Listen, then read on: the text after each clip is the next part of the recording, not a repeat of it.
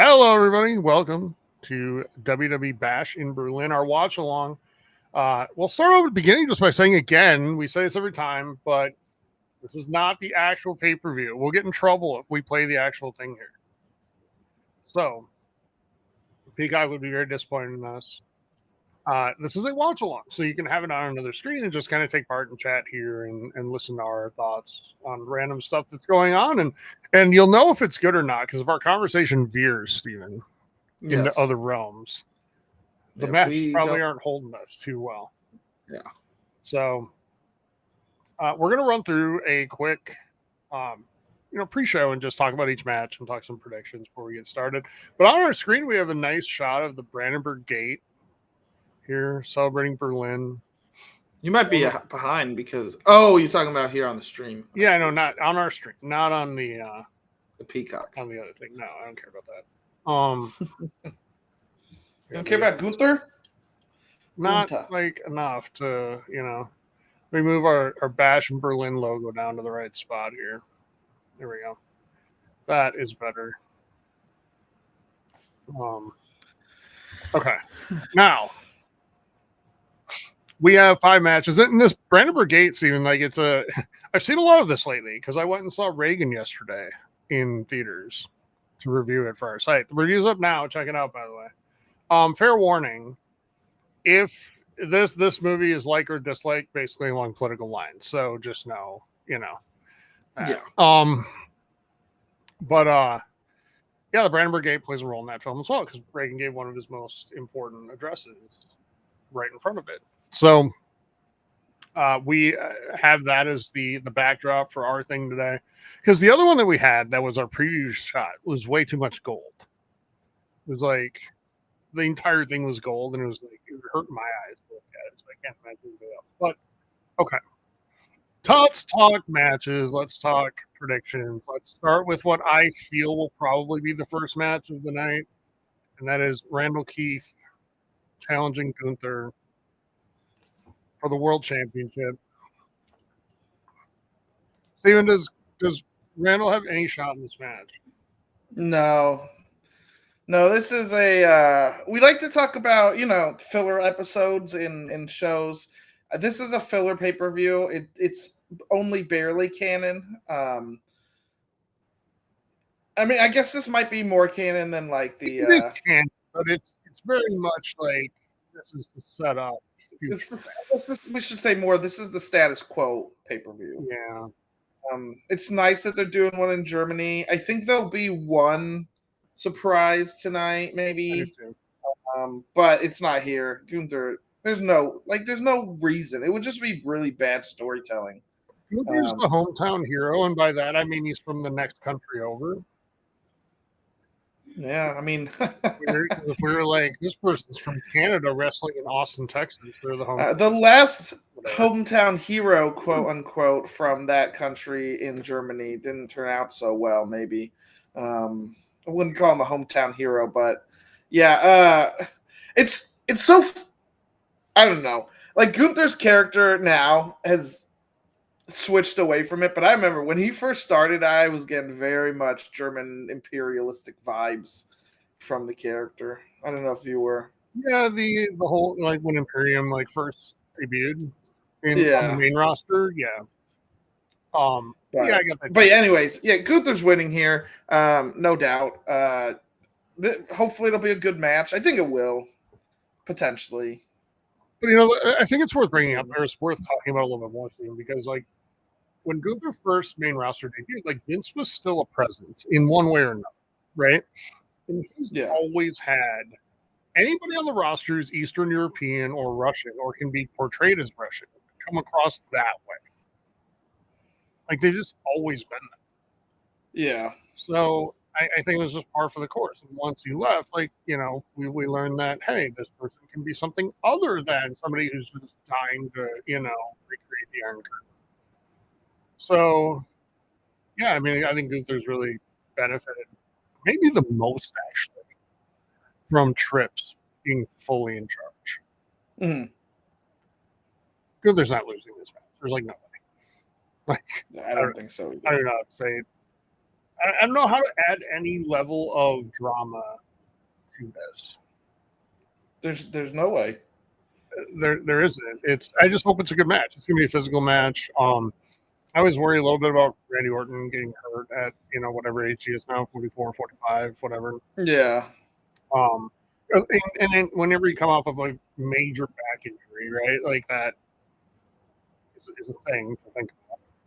But yeah, I mean, I just hope for a good physical match because Gunther's not having a 5-star like Shawn Michaels classics, dude.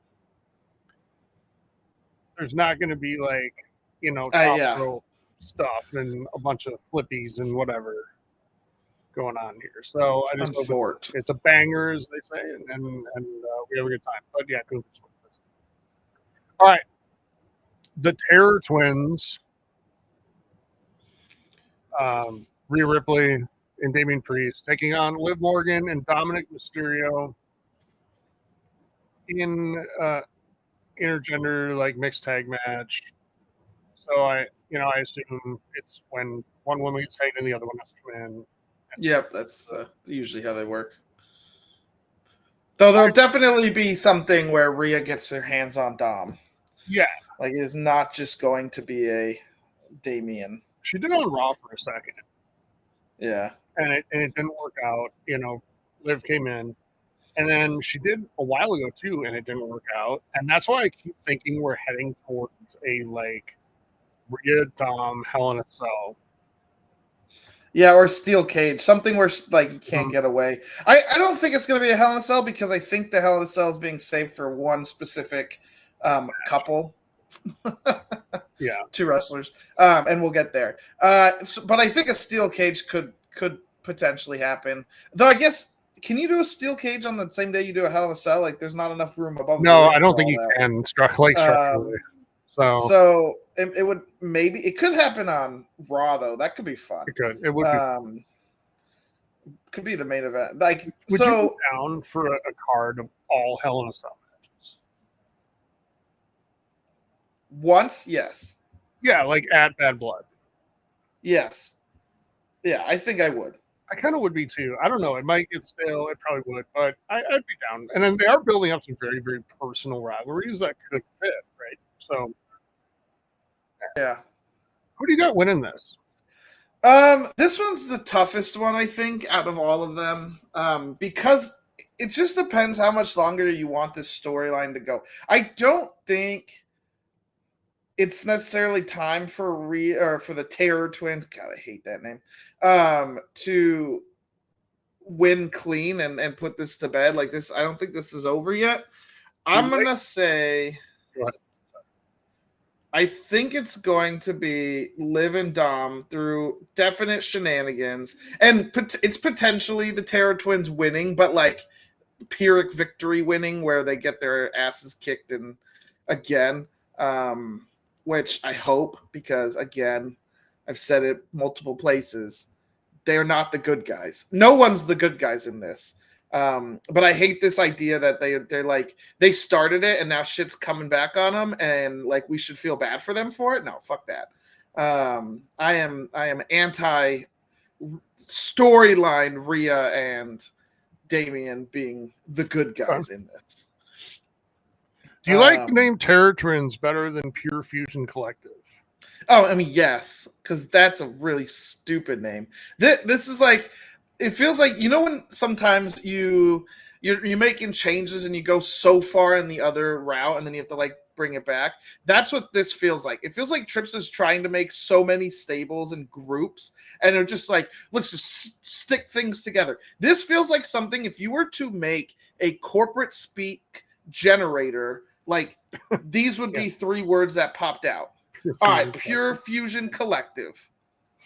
Yeah, exactly. It sounds like something that in a boardroom, a bunch of people come up with it and high five each other, or like the super fruity fancy. I don't know what to call it, like millennial, the hip hop or not hip, Jesus, the like hip shit you'd find in like LA, like from an influencer, like a store. Like this is the fusion, blah blah blah, or this is the collective.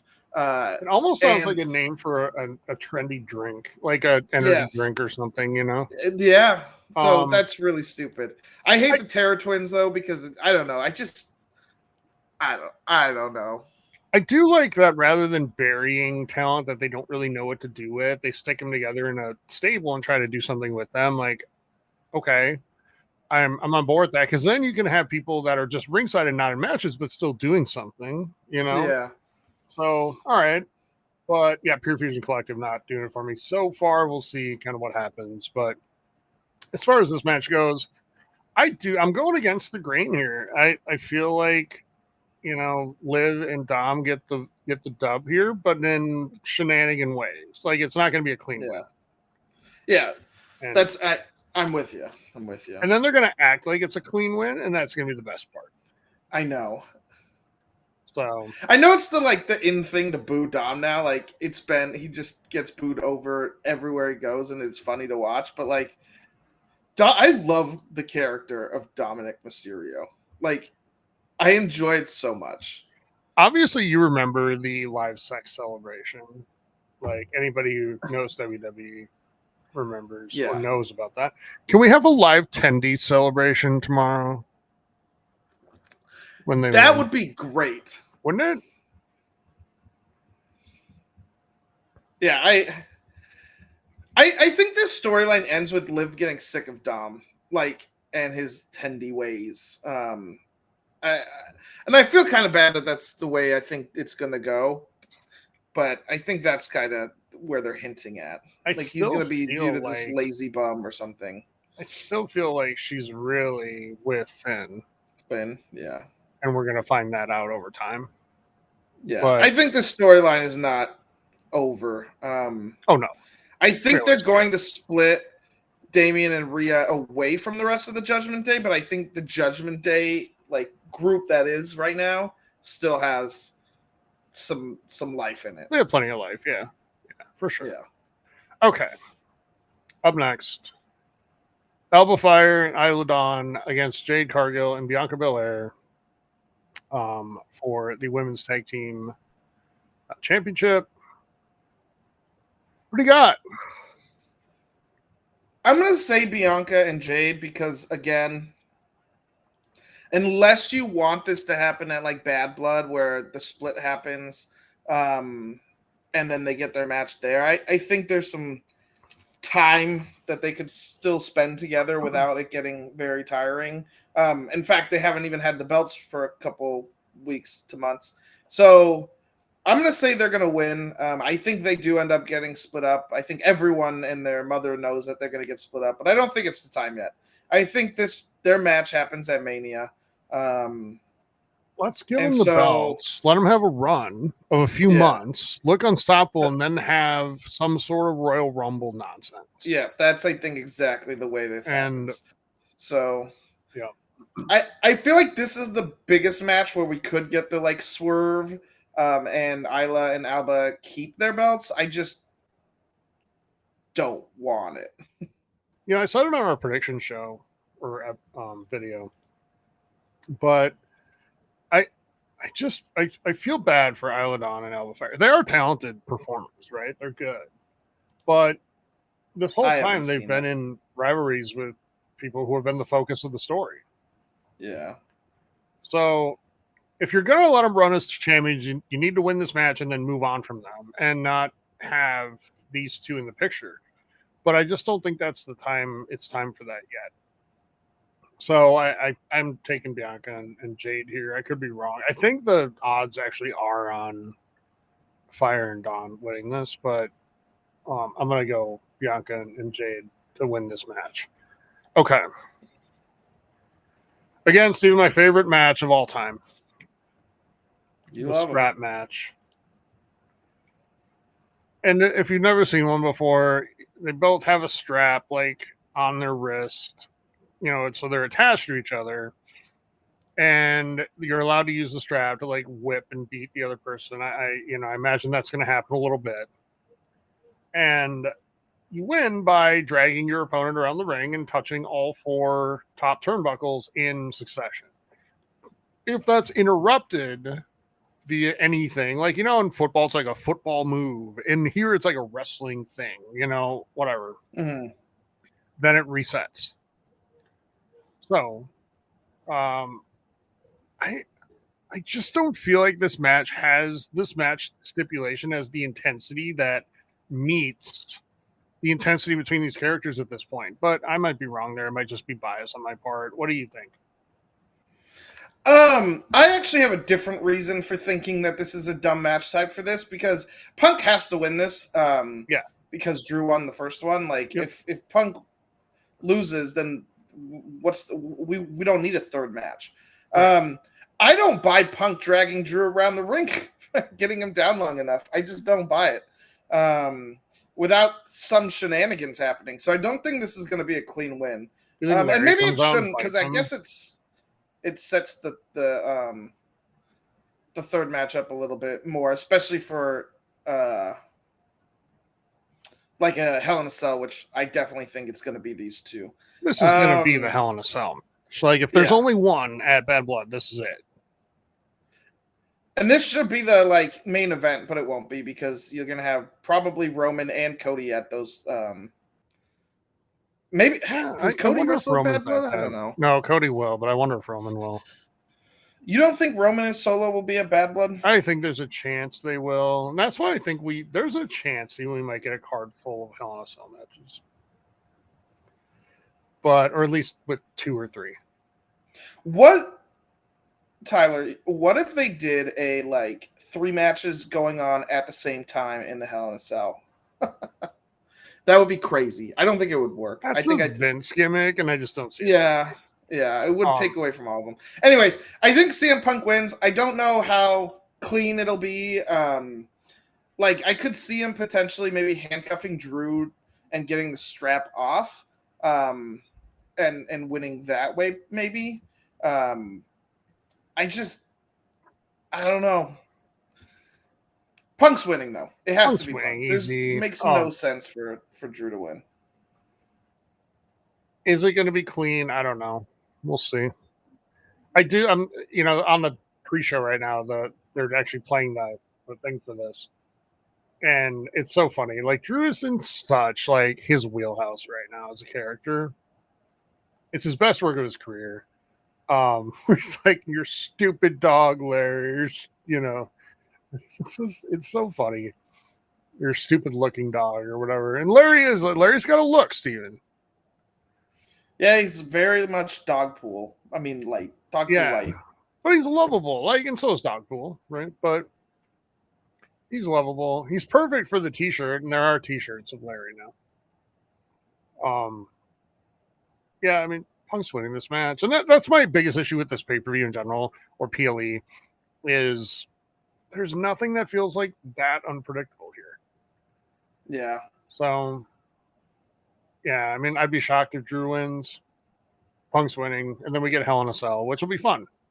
Because I legitimately don't know who wins that. I think it's Drew. It might be, but I don't know. I think it should be Drew. Find out in a month. Cody and Kevin Owens for the WWE Championship. Any chance Kevin wins? I wish. It's so tough. The Cody storyline for the last 2 years was so engaging, because it was the evil empire. I mean, it was freaking the hero's journey, basically, in wrestling. Yep.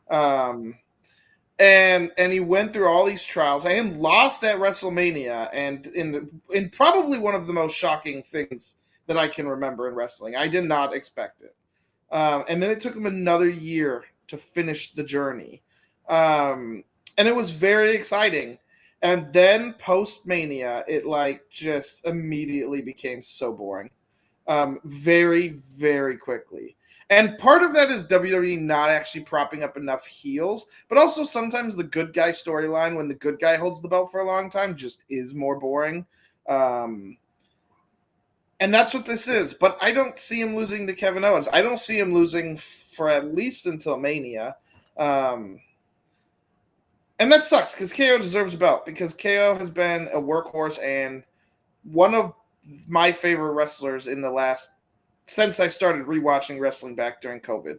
I think he deserves a big belt, not just even but he hasn't had any belt in a long time. But I think he deserves one of the big belts. I just don't see him taking it off Cody. Yeah. But the problem with the that hero's would be a journey swerve. is this. The hero's journey, when you watch the movie, but there's a reason the movie ends when the hero completes the hero's journey and defeats the force of evil, right? Yeah. Because what do you do with them after that? Yeah, unless you have them turn bad, like the hero lives them long enough to see themselves become the villain. And he's kind of doing that in a way, but just out of boredom, like our boredom. Yeah. Cody is like, he's not vulnerable, and that's what makes this a problem for me. And I think this is part of the problem with current wrestling is sometimes they're holding onto the belts for too long. I mean, Roman definitely did. So I know they're going to want to have Cody hold it for a while. Where I think if he loses and then wins it back in like the championship, like rematch clause, if you want to, because they've started pretending that that's back when it's convenient. Right. That might help make Cody's storyline feel a little bit more, like a little bit better. Where if he can lose, but still ultimately triumphs. I mean, that's what. I feel like Cena did lose the belt a reasonable amount of times in his Super Cena era, Tyler. I mean, sometimes it was because. And when he did, it was very rarely clean. Yeah, I remember he got cashed in on after he had the Elimination Chamber match. Yeah. And I actually think those match types help a little bit, keeping the champion from being boring when they're not a singles match. Because when they're a singles match, you're kind of like, okay, we know what's going to happen. But when they're like, let's do this at Elimination Chamber where there's 6 people that could win, all right, your chances feel a lot lower, even though we all kind of know you're going to win. At least there's that. It's planting the seeds of doubt. This is not planting the seeds of doubt. I think it would be really cool if KO wins. I just don't see it happening at all. Yeah, I don't either. I do think KO turns on him though. Yeah, they kind of hinted at it yesterday. KO goes hand him the belt, raises his hand, and then clotheslines him or something, and beats the hell out of him after. Because we need to get one more month out of this, I think, before we move into whatever Cody's doing at Survivor Series, which is probably going to be, God, I hate to say this, but hijacking the Bloodline storyline in some way. Tyler, if Cody Rhodes is teaming up with Roman and the Usos to take on the Bloodline, it would be the dumbest, worst thing that WWE could do. At that point, I'm saying if that happens, I'm saying Cody is the new Cena. Where everything just revolves around him. Yeah, I would be, I guess, okay if Cody was a guest commentator during the match. Sure. But he should not be a part of it. I could go with that even. Yeah, I thought about that, but I feel like that's even getting a little bit too involved. Though you could do the drama of Cody and Roman at times. But I think what makes sense for a Survivor Series is Jimmy, Jay, Roman, and Sammy against the new Bloodline. Yeah. As a one-time only thing. Because they need to push Jay as a singles competitor. I think the problem is what do you do with Jimmy? But you could just have Jimmy be attached to Roman again. We're going to go back to the Usos feuding with Bloodline for those tag team belts. Well, Jay won I know it's an Intercontinental tournament, but I feel like Jay is going to make it. I think Jay is going to face Braun Breaker for the Intercontinental Championship. Yeah, but he won't win. Think Jay should win. I think he should. Braun's not losing that belt anytime soon. Mm. And that's the problem is I think when we look at the current belt holders, I don't see any on the men's side that are going to lose anytime soon. I don't feel any Out of the 4 singles men's belts, who drops first?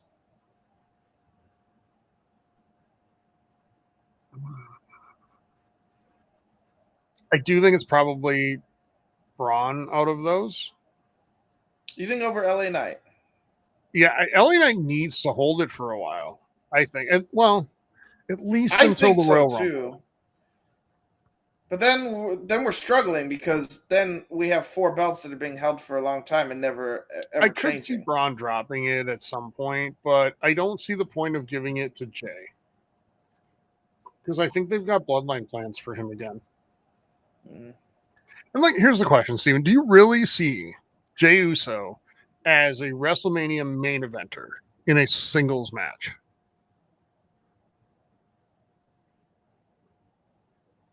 No. I don't either. And that's not a knock on him. And he's great. But if you're not building him to that, then why do it? Like, you can have him in other storylines that are really impactful and important, like Bloodline, where he plays an important role. And he can be a factor in the Intercontinental and in the U.S. title for a while. But if you beat Braun Breaker, you're on the fast track. You should be. Yeah, for the big belt. So I don't know. Like, I kind of feel like we're building Bronson Reed towards something really big right now. And yeah, I guess you'd have the immovable force versus unbreakable object or whatever it is. If you have Bronson against Braun, is that not enough bronze in a match? Do we get Braun Strowman too? So we get Bronson, Braun, and Braun. Talk about somebody who, at one point was the center of everything, and now just doesn't even matter. Yeah, Braun Strowman. Yeah, now when I hear, it's because Vince. I'm just like, Vince Braun Strowman had the big belt because Braun Strowman is a monster among men. Yeah. There was very little that was more boring than a Braun Strowman Brock Lesnar match. Yeah, I like Braun Strowman as a character, and I feel I was really sad when I heard that he called and begged for his job back when he got released, because it just seems like he likes wrestling, which is good, and I think he needs it. Yeah. I think he can be used correctly. He just shouldn't be the big belt guy. But what they did with him on Monday, he comes out and faces Bronson Reed, and they just beat the shit out of each other all over, and there's no winner, but it's a fun match. That is that's what you need.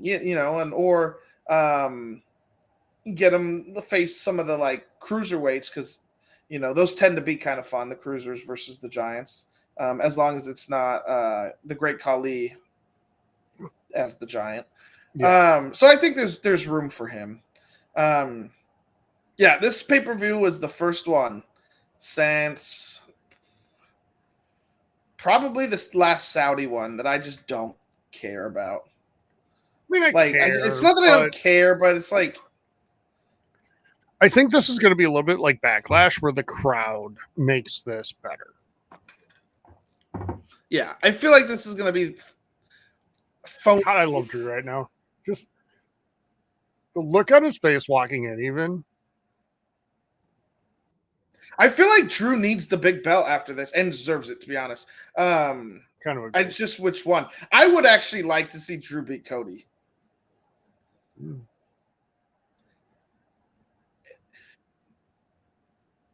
I love Drew, though. You know that. I loved him even when he was the face back in. I actually thought he carried. Oh, he did. On the men's side, he did. COVID, because he's a very good entertainer, in the ring. I love his fighting style. He's do you remember the commercial where he wrestled COVID? No, I don't. And he gave the Claymore kick to the COVID whatever. No, but that sounds so much like a South Park thing. I don't believe you. No, it happened. There was a commercial where it was the end of 2021 or something, or 2020 or whatever it was, whichever year. And it was the green, the fucking virus cell or whatever thing. You know what I'm talking about?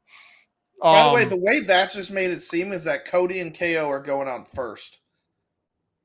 That would be interesting. Like And Cody had the tape on already. Like he's not doing that for 3 hours. Like having that on for 3 hours. It looked like they were walking to the ring.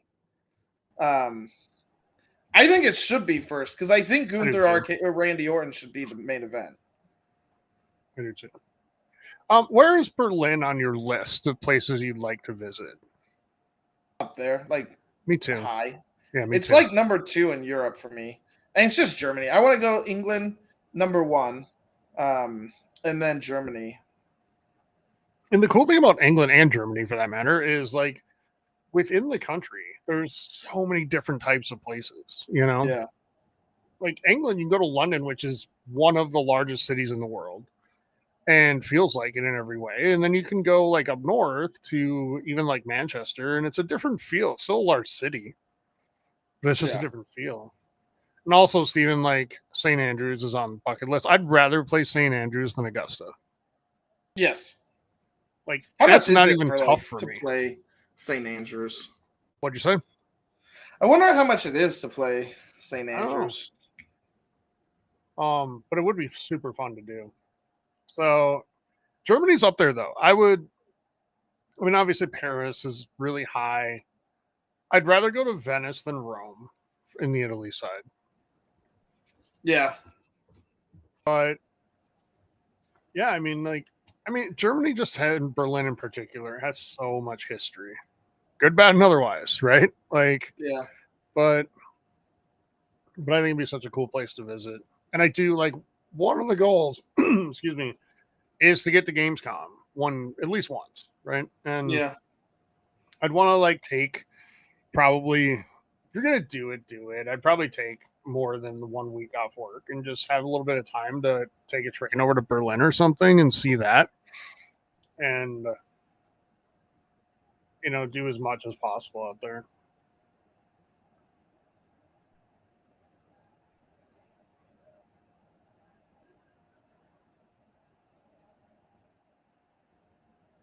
Well, yeah, I mean, it makes sense. They were kind of foreshadowing, because how many weeks did we have Drew or Punk ripping off the belt and whipping each other, and then now it's strap match? Like, okay, we should have seen that coming. I have a problem with wrestling right now, like, and it's been bothering me for. It feels more and more bothersome as we go. Like I love standard matches, and I think the majority of matches should be standard, but I feel like the era of specialty match types has just gone out the window. Like they just don't exist in WWE anymore. Like we have the strap match, but it feels like, man, I can't remember the last tables match. I can't remember the last ladder match outside of Money in the Bank. Here we go. It is. I was right with my prediction the other day. I'm glad you're right. I said we should have. This should have been the case. I'm glad Stephen, Cody's ego has bounds. I think it's what we've learned. I think it makes sense. I mean, I don't know much about Cody as a person, but the fact that he was so high in AEW and then came over to WWE and immediately kind of got pushed to the top makes me think that he's probably like a decent guy to like work with. Sure. It makes the most sense for Gunther to be the main event in Germany. Like it just does. Moment. Yeah. And let the fans there have their moment. Like, yeah, that's exactly why. So I feel like I'm hoping it wasn't too much begging from people to Cody to be like, Cody, please let this happen. Yeah, like when they had to beg Cena to lay down for Taker. They did not beg him. He just volunteered, Tyler, and he got his ass kicked in 10 seconds. Well, 2 minutes and 30 seconds. But 2 minutes and 30 It's like one of my favorite matches of all time. It was everything I wanted to happen. Yeah, it was like the cathartic hatred of Cena getting a little... And it was watching my favorite wrestler of all time do it to him. Do it? Yeah. Yeah. At the scene of the crime, by the way, in New Orleans, where Brock... Which crime? Brock beat him. Oh, Brock. Okay, yeah. Yeah. But anyways, as I was saying, like, we haven't had steel cage matches, and I know it's safety, and I get that, but I also think we haven't seen an Iron Man match in a long time, a Last Man Standing match in a long time. You think it's safety? I think there was. Oh no, but it was a dark show match, so yeah, it doesn't even count. We have no DQ matches or like just theme them around like a Philadelphia street fight. I mean, all that is a no disqualification match. I love whenever we just want to fight. You love the what? The street fights. It's the best. I just love making fun of them. And no, it's the same. Making jokes about which weapon is going to come out, It's like whenever there's a Philadelphia street fight, there's like somebody in a Flyers jersey and a hockey stick. Yeah, or gotta be a hockey stick, yep. Like if we were at a Minneapolis street fight, there'd be snowballs, Steven. And people would just be throwing, ice at each other. But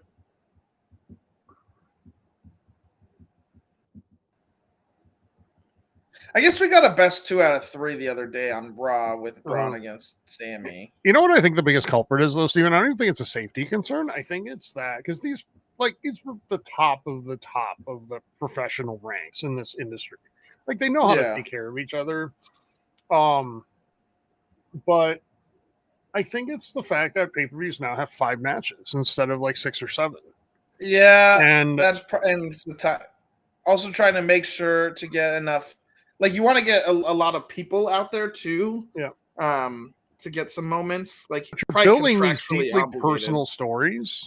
Yeah. And when you do that, do you really need stipulations? You shouldn't. I've always felt that a lot of stipulations are to kind of mask the fact that there's not a whole lot else behind why they're fighting.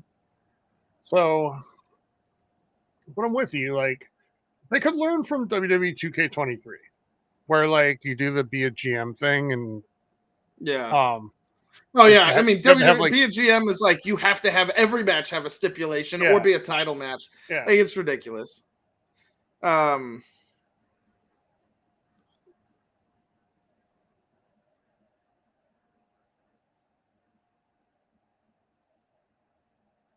love how they have to like talk about is he injured to try to give you at least a glimmer of hope that he might lose. Yeah.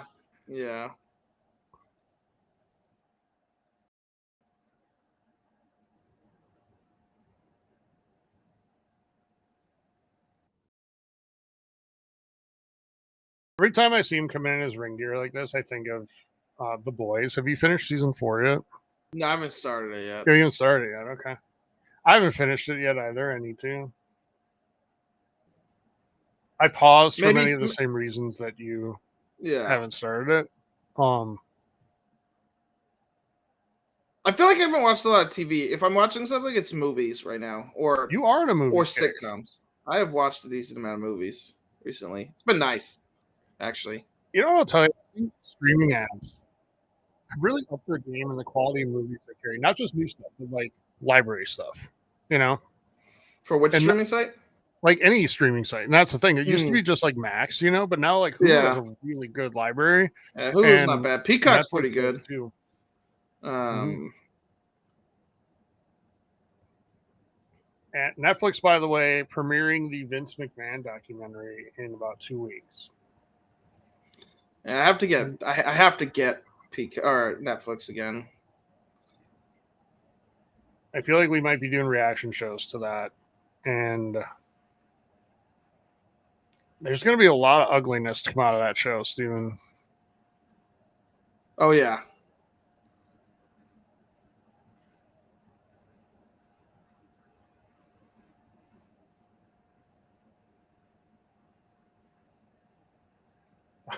I bet if you ask Germans who the American Nightmare is, they wouldn't say Cody Rhodes. Just gonna throw that out there.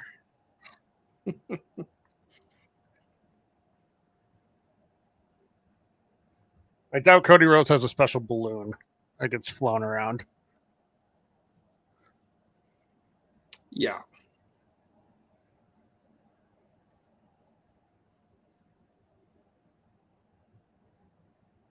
I gotta say, like I meant to say this on our stream for a while. I felt that this, like one specific move in WWE has been the smartest thing they've done in like forever. they made the back of these belts, in-ring belts, Velcro. And they used to be the snap thing. And watching some of the people try to get the damn thing on was always like, why don't you just make this Velcro? And now it is, and it just makes so much more sense.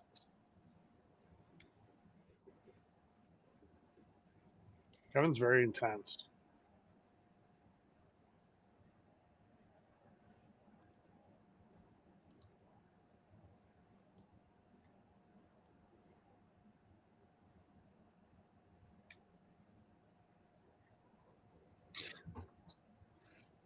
I guess the Gunther match would have been the same, but it's nice because the fans are going to be chanting a lot early, and so some of these slower matches, like that slow starter matches, are good to put on here. Like you don't want something like quick and high flying. I feel like here, Right. You want that second. Who doesn't get excited about a large group of German people chanting in unison? I mean, which match goes on next? The women's tag match? That's my guess. Yeah. The strap match will be third. I think the mixed tag will be fourth, and then Gunther will be fifth. I think you go mixed tag next, honestly, and then women's tag, and then Drew Punk second to last. So I think Drew Punk should be third because I think you want to break between that and the last match. Yeah.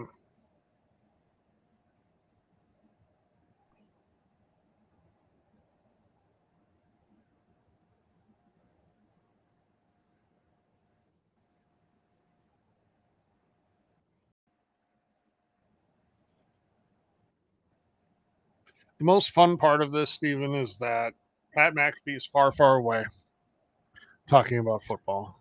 Yeah, it is nice. You know what I feel bad for in this, actually? Corey Graves. Me too. I thought he was excellent as play-by-play on SmackDown. Because Corey Graves gets immediately shirked to the side because when Pat comes back. And I hated Corey Graves for a while because I thought he was very much during COVID era, he was very much I'm going to say the heel is doing good. And it was just obnoxious. He was doing it again on Monday. And, he was great as play-by-play on SmackDown, I thought. And he kind of went back into heel announcer mode. Yeah. On Monday. I don't think you need that. No. I'll say Pat, for all his faults, at least gets into what the character, even when it's a heel character, like Braun Breaker with the dogs barking, he's like, woo, woo, woo, woo, woo. Yeah. I don't know, it's just kind of fun. Right. Yeah, Corey Graves' heel shit is obnoxious, but I actually like him as an announcer outside of that. My main issue with Pat has been, I've said it many a time, that he makes the show about him too much. Yes.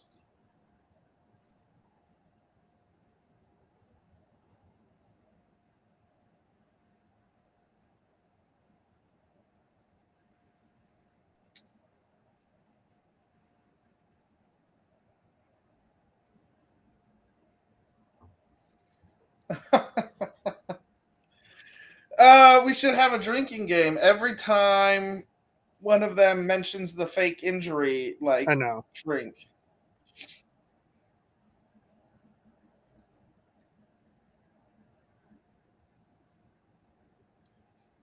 I just love the old story of these two friends. They know each other so well. Yeah.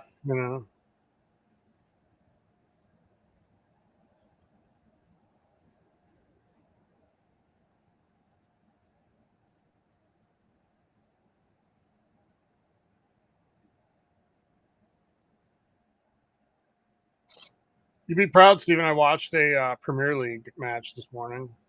Which one? Leicester City and who they play? Forget. I don't know. It's like maroon-ish. Was it Villa? Yeah.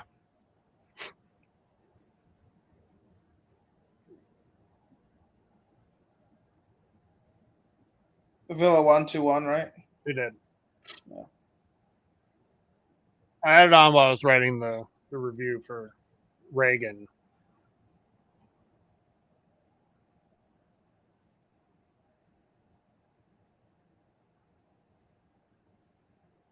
Who's the first to hit a finisher Finisher? here? I think it should be Kevin. Because if you're Yeah. trying to give any sort of doubt, like you have to go that route, right? What is Cody mad about? That Kevin tried to hit the stunner? Yeah, I gave you this chance. You're not supposed to try to win, asshole. I'm starting to think Kevin Owens is going to low blow Cody in this match. I think the like turn happens in it. Think so? Do you remember? Did you watch the Nakamura AJ Styles WrestleMania match? No, I know. You know what I'm talking about, though. I don't know the exact moment, but what happened? They have such a history, right? And they finally fight in WrestleMania at WWE. You know. Oh, and it ended with a low blow, right? No, it was after. Like it ended clean. AJ wins, and then Nakamura, out of respect, goes to give the belt back to AJ on a knee, and then low blows him while still down on the knee. By the way, that Shinsuke is one of the top guys who got screwed by Vince. Oh yeah. Shinsuke should have been a big belt holder. I think Finn Balor is also on that list. Yep.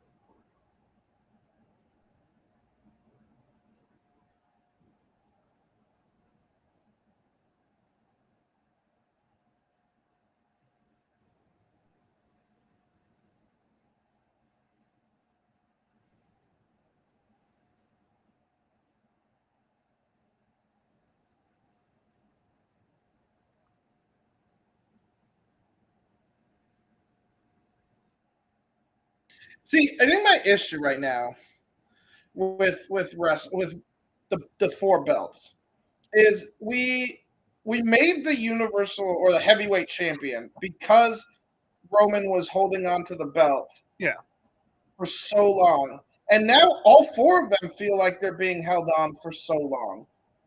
I think LA Knight we'll drop it in the near future, but like all four of them, like when are they losing next? Like is Gunther holding this to Mania? I don't think he should. I kind of do. I mean, I feel you will. Whether he should or not is up for debate, but I get why they're doing it because it brings legitimacy back to the belts. Because for so long, I mean, these belts just get passed around, like you know. Yeah. But I actually think Gunther did bring legitimacy back to the Intercontinental Championship by holding it for so long. But I think there's room in there where you could drop the belt and get it back and still have an interesting. Yeah, like I feel like Cody Rhodes could lose this match, win it back next month, and actually have it help his character. Yeah, and you give KO the belt for a month as like a reward for the shit you've done. Also, hey, please resign in January. Yeah, also that. Are they going to dangle another Steve Austin match in front of him to get him to resign this time, or? That was a fun match. It really was. It was just a great moment. It wasn't like a 5-star clinic or anything, but it was just super fun. It was fun.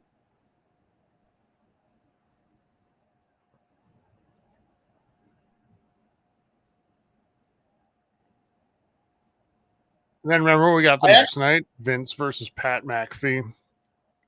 Yeah. I actually like it's even less likely Kevin Owens wins this match because it's on first. If it was the main event, like I feel like that would make it a little more believable. Yeah.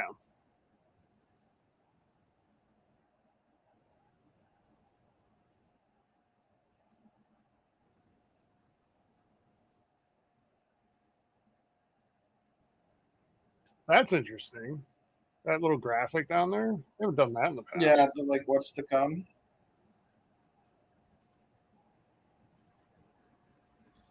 If it goes in the order that the thing is up, then it's the Alba Fire match next. Yeah. I feel like that is the order too. Okay. I think we need to start entering some finisher territory soon here. Or just pick up the pace a little bit. We've done a good job of building, feeling each other out. Zwei, drei. I took some German in college, too. I know how to count to like 3. It's about it. Did you? I know 9 means no. 9 means no. Ja means yes. Sprechen Sie Deutsch? Sprechen Sie Deutsch, yeah. I know some German. I didn't even take it.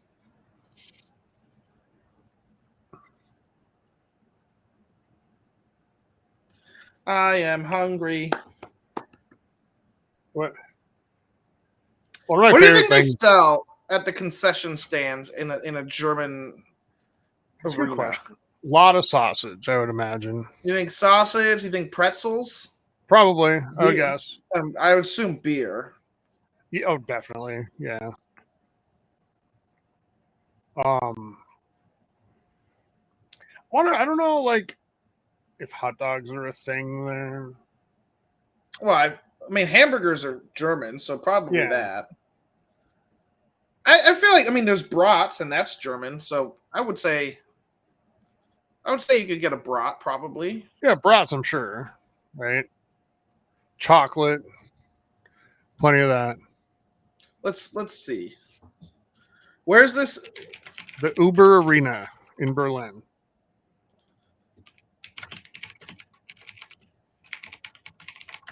Let's see. Uber Arena.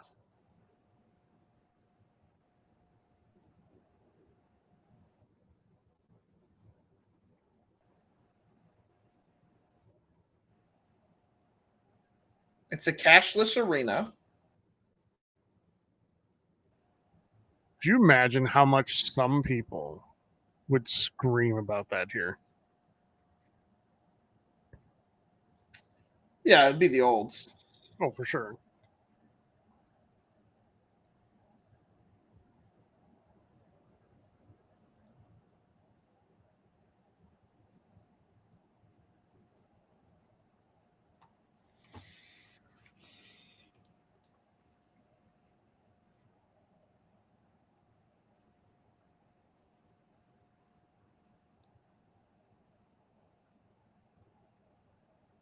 Really trying to play up this injury.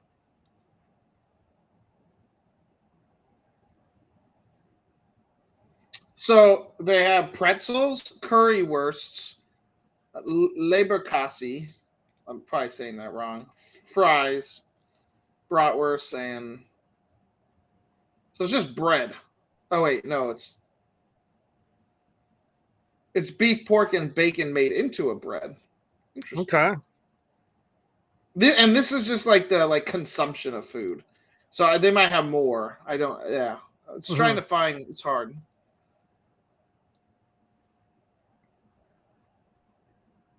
Do they have Prime on sale? Probably. I think it's banned in the EU, isn't it? Oh yeah. Is it the EU or UK? I don't remember. It was easier when UK was part of EU. Oh, there's the first one.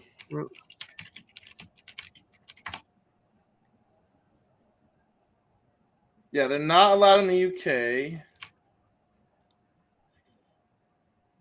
But Prime seems to be available in Europe. But some of it has been banned.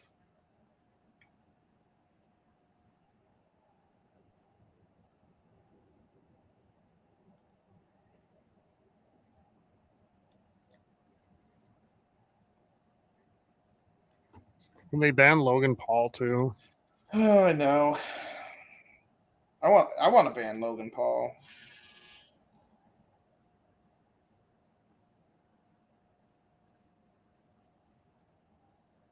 We probably are free of him until Royal Rumble. Tyler, if he wins the Rumble, I'm going to be pissed. No, he won't win it. He'll get eliminated in some dumb way that sets up whatever his match is going to be. Who do you think wins the Rumble? Punk? Cena? Yeah, I think See, you know, I would actually get behind that story. I'm a sucker for that story, dude. I always have been. Like the old guy one more time, you know, all that shit. Oh, yeah. Cena won in 08 and 13. Yeah, he did. When he came back from the torn pec, he came back like months early. He was a surprise entrant at number 30. And Madison Square Garden went like ballistic in a good way. Do you think they do, if they do Cena like winning, do you think they have him be like 1 or 2 and win, or do you think he comes in at like 27? I don't think he can honestly go do for it. Hour and a half or however long it is. I think he would need to be like 27 or maybe even number 30. I think no matter what, Steven, he's in the final 4 of the Rumble. Yeah, for sure. It's going to be that moment, you know, where Roman Reigns will be there too, probably, right? Yeah. Drew and Punk in the top 6 for sure. I'm trying to think who else. If Braun Breaker is not the Intercontinental Champion, and shit, even if he is, he's probably pretty far into that. He'll get far. I could see him being more of a briefcase holder. I would also get behind Cena being in Money in the Bank, but I don't think he will have any part of that. I know you said they think that you think they're going to do Punk and I do. They'll be Punk and Cena at Money in the Bank because that was their most famous match and one of the best matches of his career.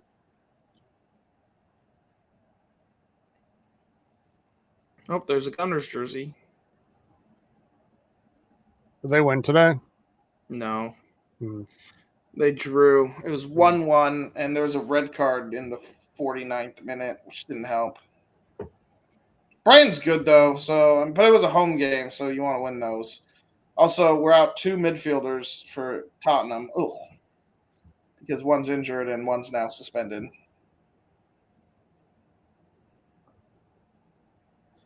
So that sucks.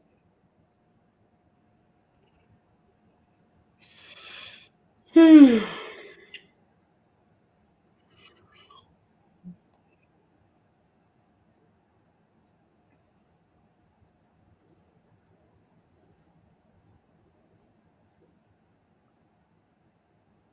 kind of like this story of, you know, oh, nice.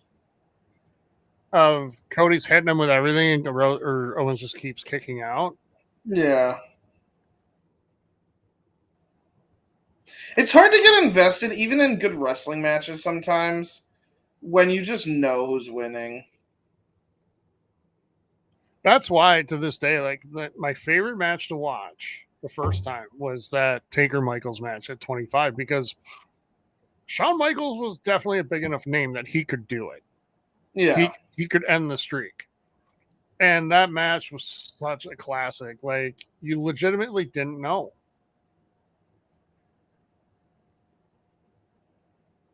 It is one of, it might be my favorite match I've ever seen. Like, to capture lightning in a bottle like that, to have 2 of the best of all time be at their best in that moment together is. And what's funny is that the next year's match, Steven, was match of the year too, but I feel like it was just a step below. It's like it doesn't compare as well, but it's still on its own amazing.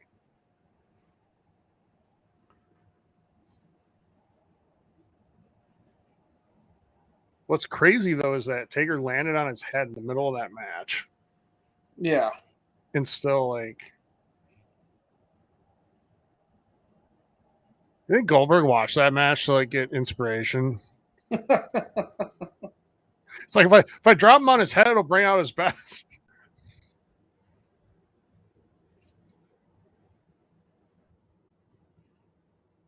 I hate that move.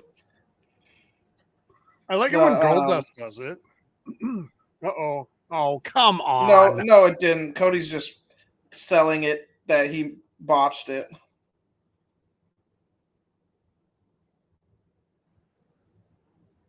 Kevin Owens, God, this is stupid. What a little baby.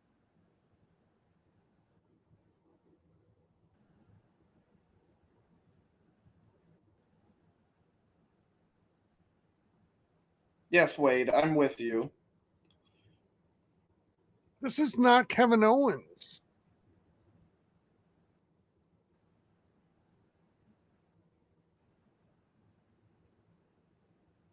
There you go. Yeah, Kevin, throw him in the ring, attack the knee, hit it with the. So, do you think that botch was on purpose? Yeah. It's decent storytelling. I just don't buy that Kevin Owens is like the pure, Yeah, Kevin, what is this shit with you? Like, I didn't earn it. One of the best things about KO is that he's been in your face, like, I'm going to kick your ass, Yeah. his whole career. Tyler, if that ended with a surprise roll up. Stunner!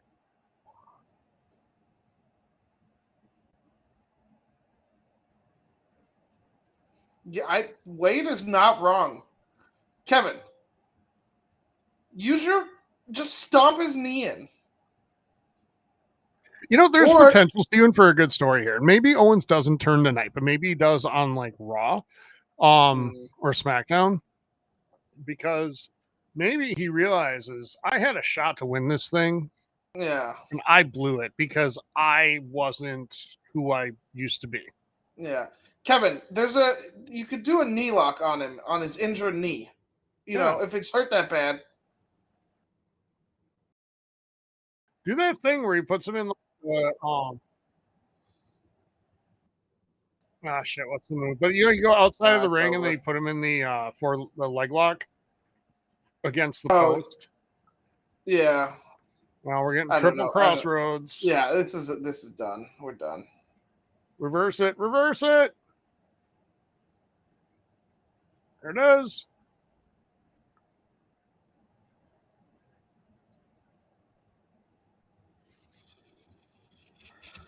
By the way, I'm very sad. You know how I said Raw was coming in February? I misread. It was February of 2024.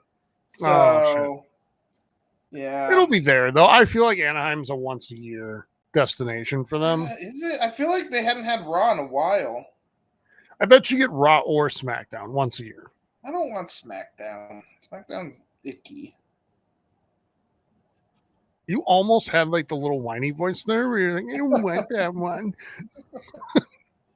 But seriously, SmackDown I find just so much worse. Well, it's a shorter show too.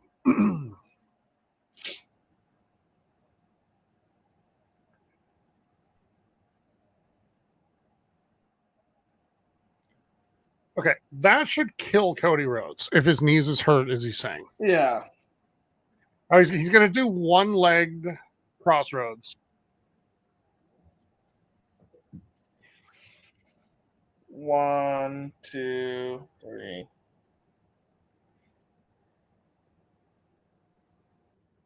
So, Tyler, why was Cody Rhodes doing 2 crossroads not enough, but then he did it once and then it was good? Because he put up the knees for the, splash first. It's not a bad match. Like this match is fine. It's actually a good match. It's the problem is there's no drama in it. Like none.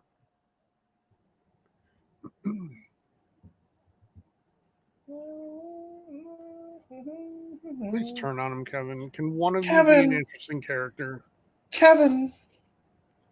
Come on, I won, so I'm going to be nice. Oh, yeah, that was definitely on purpose.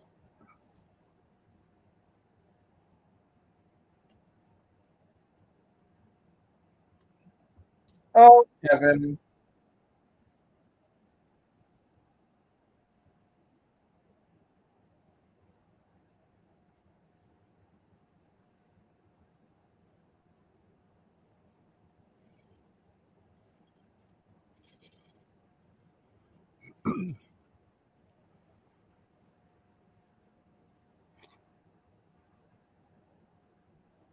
Kevin Owens doing the Swanton is just pretty cool. I just like it.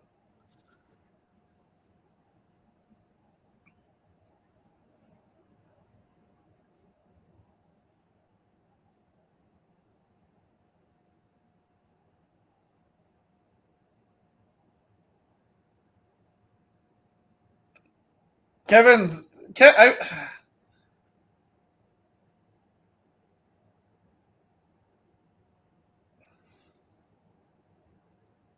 Do it.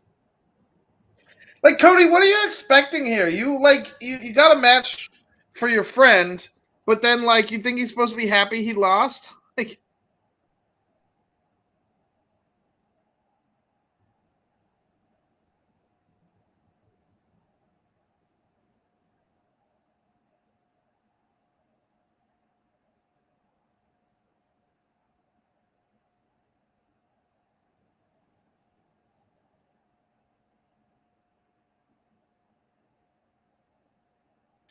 ooh, you know what would be a fun storyline? Yeah, it's not happening yet. No. Is Cody losing all his friends or whatever? Like, just being alone. And the bloodline, basically kind of what I guess they just did that with Chad Gable, so I guess you can't necessarily do it here. But it could be fun if you had it where Cody's alone as the bloodline closes in around him. You know what's crazy to think about, Steven? Interesting. I just thought of this looking at this promo here. Trips is the age right now that Vince was when he made his in-ring debut. Because I think Vince was had 54. Vince had some special vitamins being injected. He did. Him. I'm so bitter that there's no Minnesota Gophers belt, Steven. But I'm also happy. Yeah, because then you'd be spending money. Yeah. Because the Minnesota Wild one looks, yeah. And the Twins one is cool, but I think it's sold out. There's got to be a USC one, right? There is a USC one, and it looks cool. All the college ones look pretty sweet. Yeah, those look like the best ones I've seen. Mm-hmm. And the NFL ones are mostly cool, but I'm not a diehard fan of any NFL team. So yeah. They should do Premier League ones, Steven. Those would fly. Yeah, I'm not doing that, though. Nope, there's not a USC one. Really? I could have Or UCLA, yeah. Damn.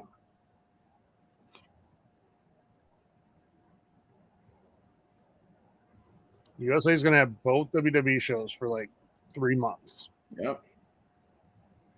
Wow, the NHL belts are bad. Yeah, that's what I'm saying.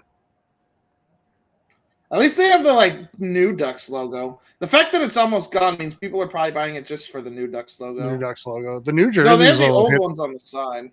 The New Jerseys will hit the stores in a couple weeks. I need to see them in person because I don't necessarily love them. The logo or the color scheme? Color scheme. I love the logo. Logo's amazing. I think that logo is one of the best in the NHL. Yeah, the Angels belt is also really fucking bad. Yeah. The Dodgers one looks okay. Yeah. The Blue Jays one looks good. Mm-hmm. We should tier rank all the WWE. We should. We got to do our football video soon too. Next couple days. Because season starts Thursday. The NFL belts aren't great either. No, a lot of them are. The Colts one's not bad. Anything with blue looks okay. Yeah. But when you start getting into the really gaudy oranges and okay, the Lakers belt is amazing. Yeah, the purple. No, it's yellow. Is it? Okay. Well, it's a yellow belt with purple belt. It looks like a championship ring. It screams Lakers. It just really works. That's cool. I can't bring myself to buy a Wolves one because I'm just not a No, it just doesn't look that good. It would feel fraudulent too. The Pacers one looks good. The Celtics one also looks good. That one works well. Yeah. The Spurs one and the Bulls one looks good too. Oh, they did a decent job. I feel like the NBA ones has the best across. I mean, there's some duds in there, but there are some decent ones. Out the college I'm not one spending so well. $550 on these belts. That's insane to me. No.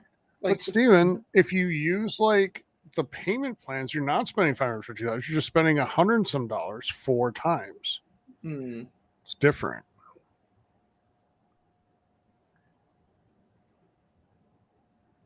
So if I could get the spinner, I would think about it. Oh yeah. I liked the spinner. It was just a product of its time, though, wasn't it? Oh, absolutely.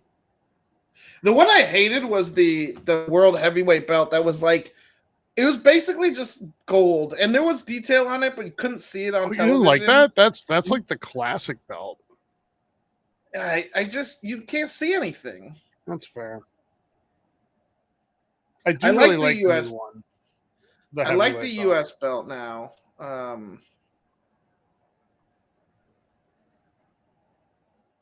I do like the new ones.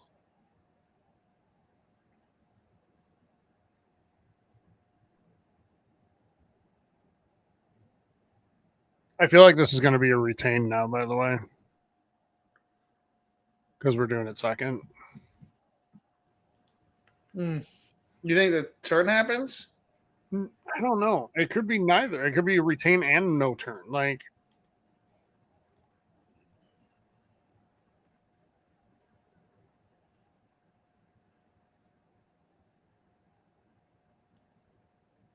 I will say the Terra Twin shirt, though, is pretty cool. Yes, agree. Gotta say, too, we were talking hockey. I feel like we'd be remiss if we didn't call out what a sad effing day it was yesterday. Oh, my God, I know. Holy shit. I was a fan of his, too. Still am. But, I mean, played hard. And it was just a tragedy of what happened. Yeah. Drunk driving, don't fucking do it. Ever. Yeah. And also, even without drunk driving, calm down on the roads, Oh shit. I've had to learn this. It's so easy to get annoyed at other people, and you just want to or you're this semi truck and you want to get around them. I know. But that's what happens. This is what happens if you don't do it safely. Steven, it's all out of character for you to get annoyed with people. Yeah. You've grown, learned and grown, as they say. In recent years. Oh, I still get annoyed. I know. Very easily. Maybe you're just better at hiding it now. But maybe. I'm the same. I used to get freaking really impatient driving. Never to where I do something like that, right? Not even the act of running over people riding bikes, but even the move that would put me in that spot, But I would get impatient. But now I've learned as I've gotten, a little bit older, just nowhere that I'm going is that important. If I'm going to work, I probably don't even want to go. So if I'm a couple minutes late, it's not the end of the world. Yeah. Besides, I was reading, mathematically speaking, you don't really save that much time going 80 versus 60. Over a course of a long drive, maybe. Sure. But on your little commutes to work, no. No. I guess if you have a long commute, but it's just the feeling that it does. But yeah, I know. Yeah, that was awful. And what a terrible tragedy. For those of you who don't know, if you're watching, Johnny Gaudreau, one of the better players in the NHL, was out riding his bicycle with his brother, and a car veered off on the side to try to pass another car, or an SUV did, and the guy hit them both, and they both died. Yep. And it was terrible Thursday night, Steven. There were rumors flying around social media, right? And yeah. And shame, we're in the business of reporting on nerd culture stuff, right? We don't report anything like that, hopefully. But Shame on the dickhead who felt like, oh, I heard something from someone, so I have to get it out there now. Yeah. And of course, he came out and apologized after he got all the clicks. Right. But don't do that shit. So, yeah, it was unfortunate.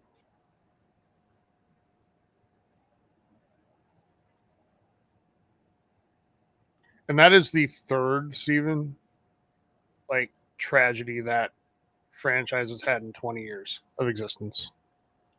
What was the last one? Like, they had a player die by suicide in 2003, a prospect of theirs. Were the Blue Jackets also the goalie with the fireworks? The goalie with the fireworks, was that them? Okay. Yep, yeah. Like 2 years ago. Yeah, 3? That was not that long ago. And like, players have to report to training camp in 2 weeks. They'll be grieving as they do this, right? And try to prepare for a season. And like, I can't imagine. And they have a brand new coach who has to navigate that. And it's just awful. You know,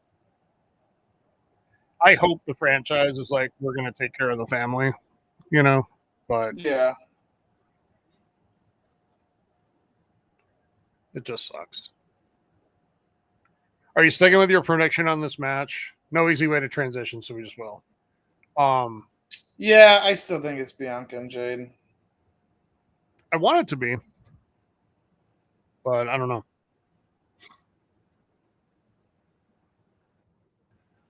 While we're waiting for it to start, I need you to talk me in or out of something, Steven. So one thing that I don't even know if you know this a ton, but I'm actually a big fan of like theater and like, you know, going to see like plays and shit. I just don't, because there's not much around me that has it.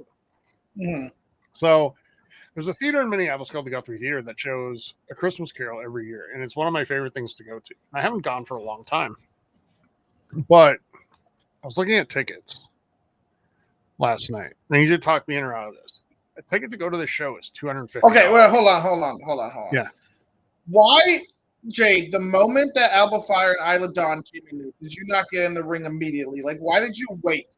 Yeah. Like, you're just going to let Bianca get her ass kicked by 2 people? Like, that was... I don't know if it's intentional, like tipping off some sort of drama, or if it's just the fact that she still has moments where she just looks a little lost. Just rusty, yeah. Like, it's just... So, $250. $250? Yeah. That's a lot of money. It is. So, you get 2 tickets, $500. So, like that's the cheapest, like $250? It's, yeah, I mean, pretty much. I mean, you can go, if you go at 10:30 in the morning on a weekday, you can get in for like $185. That's still insane. Because I'm going to see Wicked, and at that I was $70 per ticket. Yeah, and I think they jack up prices for this specific thing every year because it has such a good reputation, and like a lot of people want to go. Like, tickets are already almost gone, and it doesn't start. I guess they have better supply than you do, so they can jack the prices up there and get away with it. Whereas, I mean, Minneapolis has a lot of. You'd be driving down to Minneapolis? Yeah. Oh God, nothing in this town is $250, Steven. Jesus, like.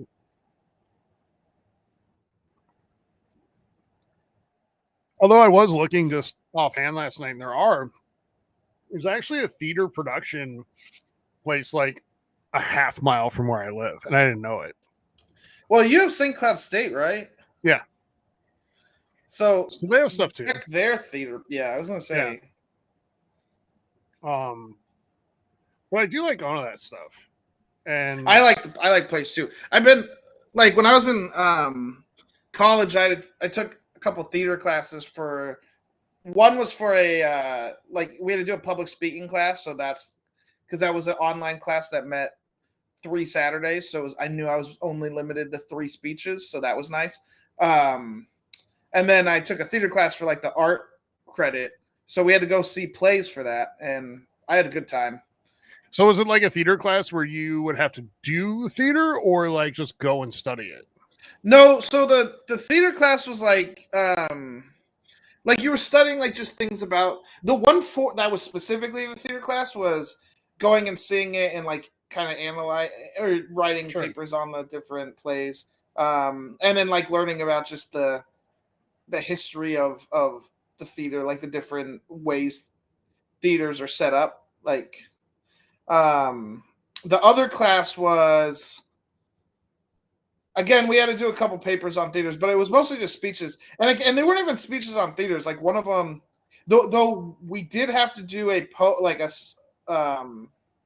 what are William Shakespeare's sonnets, and then do a like interpretive dance of it at the end. So you did an interpretive dance. Yeah, I have a funny sonnet. I found Is there a funny video? One. Everyone else did William Shakespeare. No. Okay. Everyone else did Shakespeare, but I didn't want to do Shakespeare, so I found a fun one. Okay. It also made it easier to do the interpretive, like it wasn't an interpretive dance per se, but it was like basically like you know have some non-wordy hand motions to go with it. I was gonna say if you'd taken like actual theater performing things, like we could on our team we could basically put together a freaking play. Like Hayden's got experience, like I do performative stuff like for a living in a way, right? I mean, like so do I. What's that? I said so do I. Yeah, so like we could make this happen. I mean, shit, if we can get people to pay $250 to watch us, I'm all for it. Like, you know. Yeah. So this is a match where Jade's not going to come in till late and then come in and kick ass. Yep. And that's basically what this has been with them, right? Like Bianca does all the heavy lifting. At some point, how long Jade going to be carried? This has actually been a decent match so far. It has.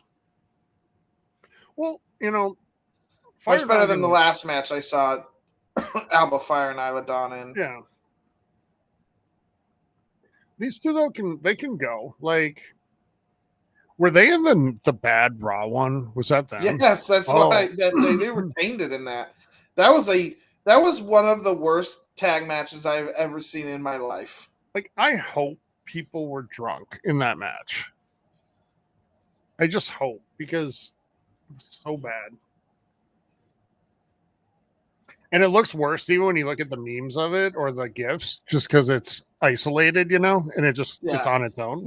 Io Sky and Kairi Sane looked like jobbers in that match. Yep. And Pure Fusion Collective wasn't any better. They have such a cool name.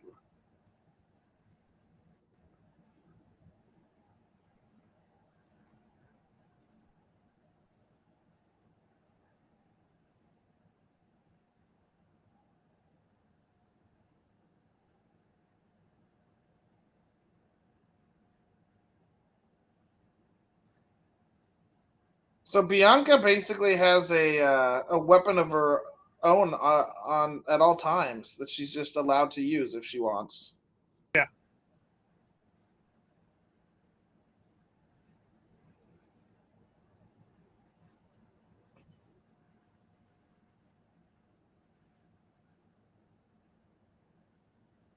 Wow, that was convenient. Oh, you know what's funny? I don't think I knew which one Alba Fire was and which one Isla Dawn was, but I would not have guessed the redhead was not Alba Fire. Right.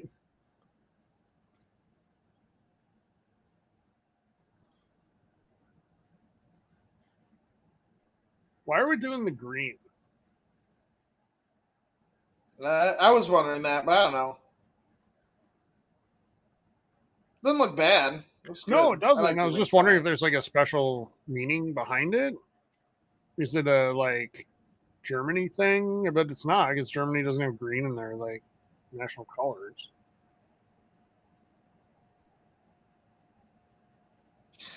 This is also one of my favorite parts of tag team matches, where the good guys are struggling to get the tag and the bad guys just come into the ring whenever they want and the referee doesn't do anything about it. But if the good guy tried to like leave the corner, the ref would be all over it. Like, that's the stuff that pulls me out of this. Like, it just bugs me. It's so dumb. And I love how the good guy tag is always so dramatic. Yeah, yes. And then both of them come in so that you can beat the shit out of both of them, and the ref's like, it's fine.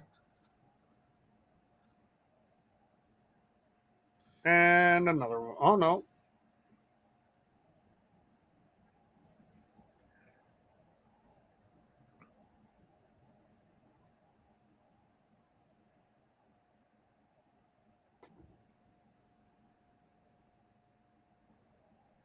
Do you think Giovanni Vici, Tyler, is going to have any part of Imperium?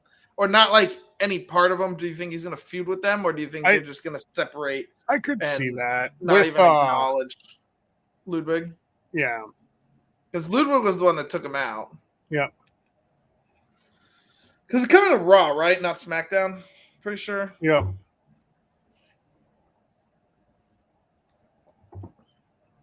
Do you think SmackDown should go to 3 hours?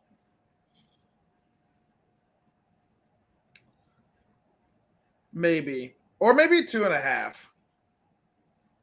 Because I mean, now that it's on USA, or will be in 2 weeks, it's, more conducive to that, I think. Yeah, I think it should. SmackDown feels like it ends very abruptly. Does. Though the problem is they need to have better storylines, because SmackDown storylines have been very terrible for a while. Well, they also don't have as big of a roster because they're not as long, right? So that was cool.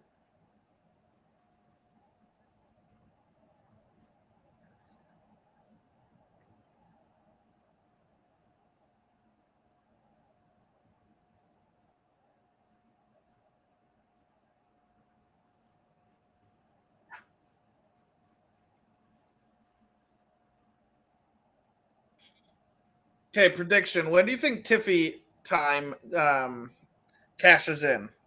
You think it's before the Rumble? Yeah. I don't know. It's going to be on Nia. They've been setting that up for... Oh, yeah.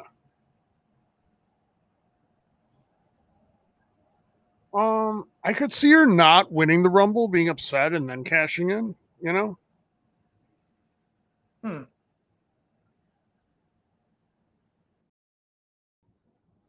You know what would be a fun story? She wins the Rumble, challenges Nia, loses, and then goes, nope, we're not done here. I'm cashing in, and then beats her. Ooh.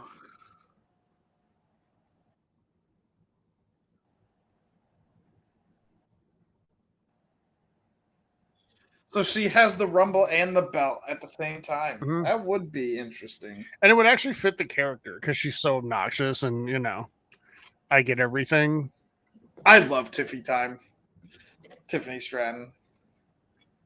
I didn't think I would when I first saw her.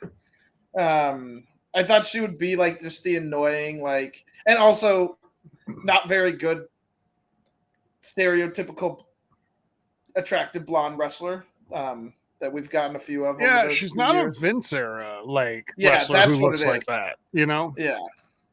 She's legit good. Yeah, she's very fun. Have you started saying toodles to anyone yet? I should. Say that at the end of your school day to the toodles. Kids. Toodles.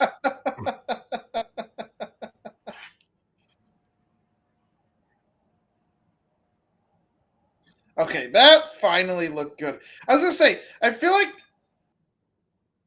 a lot of times Jay and Bianca look very off sync, and it's a little bit it just doesn't look smooth. And that started not looking smooth, but they got it. It looked good at the end. We should have bet this, Steven. I should have bet it for our account. Would have made money. Yeah, I told you I saw this. Well, I picked this too, right? We both did, but I just wasn't those things where you make picks and then you have to assign a point total to it of how confident you are. I wouldn't have done a high point total on this.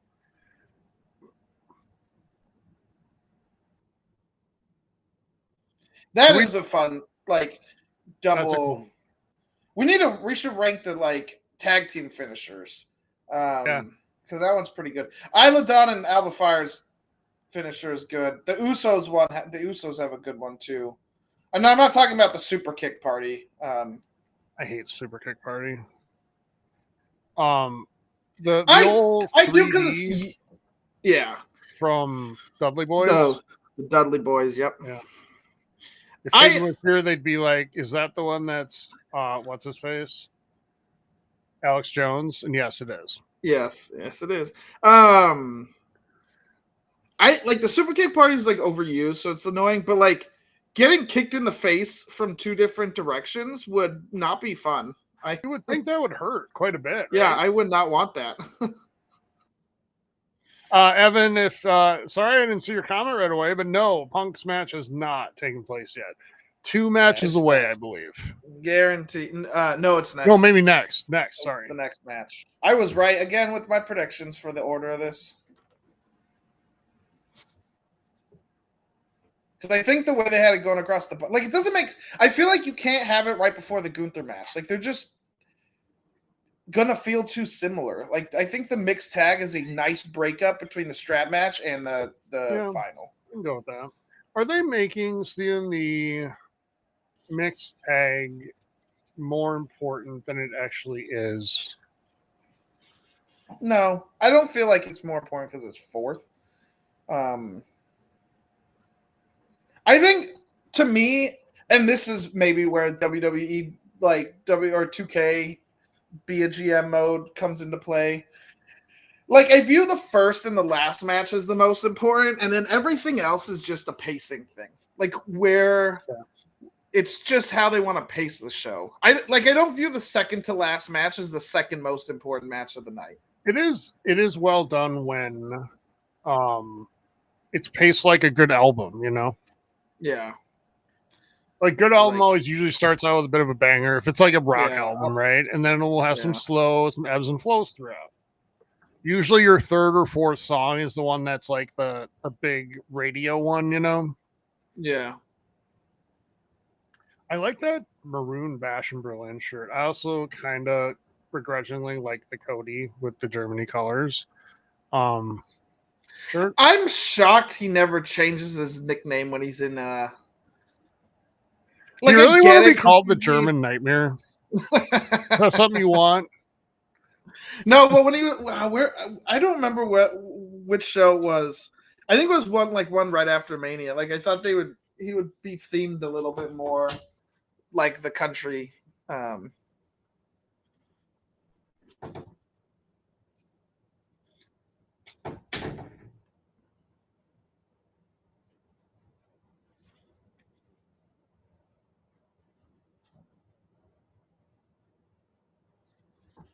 Have you seen previews for this movie, Killer's Game? No. Okay. So it stars Batista. And it looks like it's actually probably very story-wise absurd and bad, but the type of movie that you can say is a lot of fun. He has headaches or something or whatever. He goes to the doctor and is told that he's dying. He has 6 months to live. So he's a hitman, and he calls in a hit on himself. He puts out a hit on himself that gets given to everybody. So he's all these killers out to get him. Then he gets a phone call from the doctor who's like, "Hey, we messed up and we looked at the wrong thing. You're fine, but you get your eyes checked." And so he tries to cancel the hit, but they won't do it because they all hate him. So now he has to try to survive. And it just, it looks like it's probably not that objective. Is it in theaters or is it an Amazon Prime movie? It's theatrical. Damn it. If it sounds like something that should be Prime, yes. I would be all over it. Yeah, it comes out in 2 weeks in theaters. This sounds like my type of movie. I just, until I get movie pass, I'm not. Pass. When are you going to bite on that? Are you going to wait till November and do it when Gladiator? I'm waiting until I know that I have multiple movies in a month to Well, I mean, September's got some good shit. I don't know if you're. Not for me, and not for Sarah. Yeah. October, probably not. It's very horror, November, though, I saw a Gladiator 2 preview yesterday. That was the best part of Reagan. That movie does it, like, from a I'm trailer excited for standpoint, Gladiator looks 2. fun. Yeah.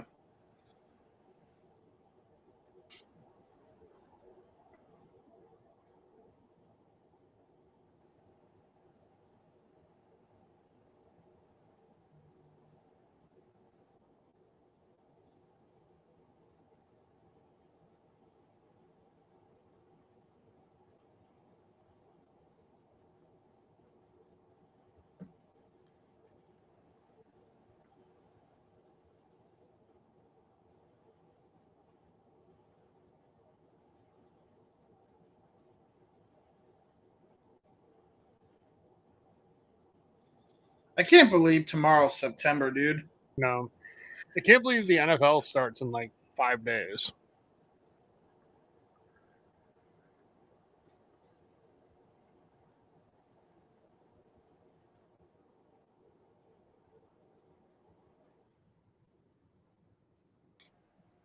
Steven, if you get the number 1 pick in the draft, our fantasy draft, who are you taking?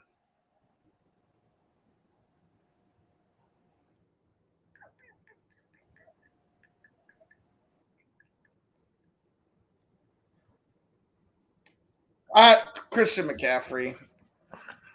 It's always a gamble, but I feel like there's such a high ceiling, right? That's why. It's like, if he's healthy, you win. If he isn't. But I've had the first pick before. I hate having the first pick. Give me like the 4th or 5th. I was like being like 5th. Yeah. Because at 5, you still get somebody elite. Yeah. But then you come back around soon enough to get somebody else that's really good. The one nice thing about number 1 is, like, you do, after you finally come back around, you get back-to-back picks every time, right? Which is kind of nice, but I love how we have to have the lights here just to remind people, like, which 4 things have been touched in the last 10 seconds.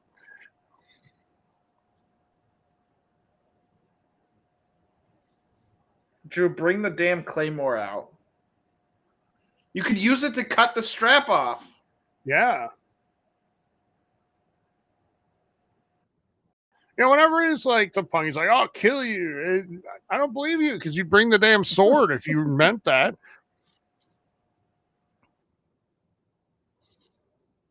I love when Drew goes like Scottish Undertaker in his entrance gear. Yeah. Those gloves are sick. They are. Look like something from like a Final Fantasy game almost, like.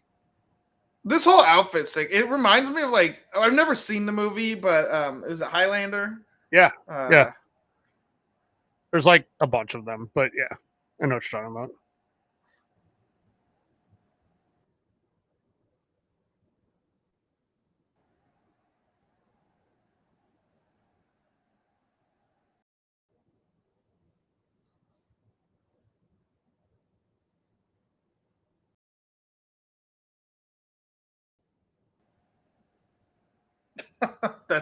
That's a rough stat. And that does Drew dirty. And he's going to be 0 for 3 after today. Because he lost to Roman at the first Clash at the Castle, right? What was the last one? When he lost at Clash this time. Oh yeah, Clash when Punk came out and screwed him over. Yeah. That's right.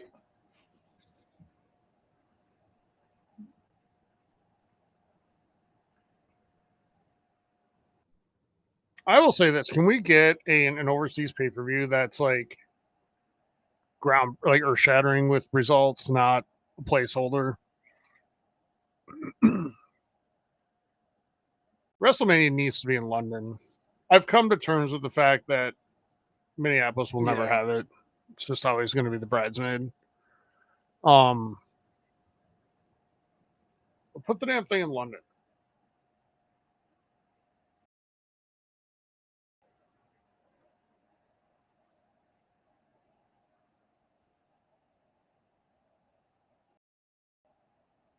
There you go.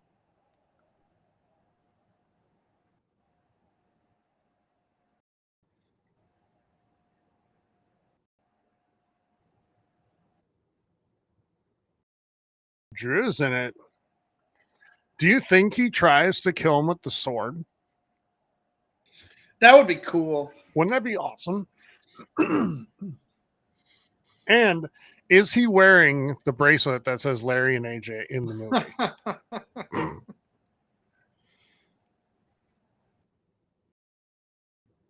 Think about how great, like, thinking ahead storytelling that would be when he filmed it. He had that bracelet on. And think about how pissed off that would make Punk.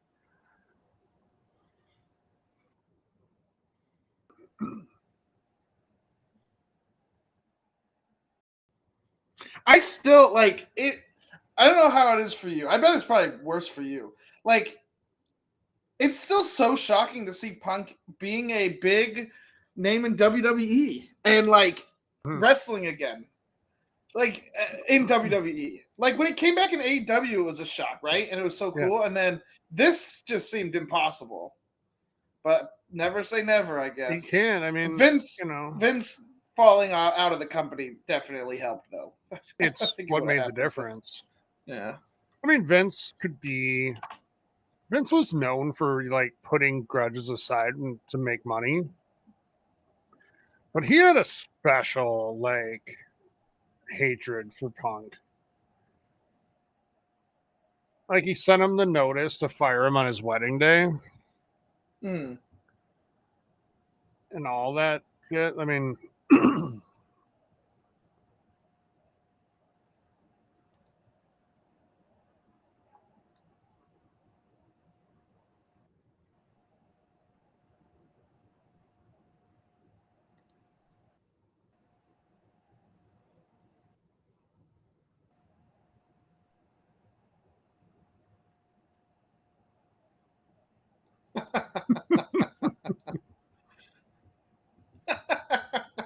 I love when Michael Cole gets so like high horsey.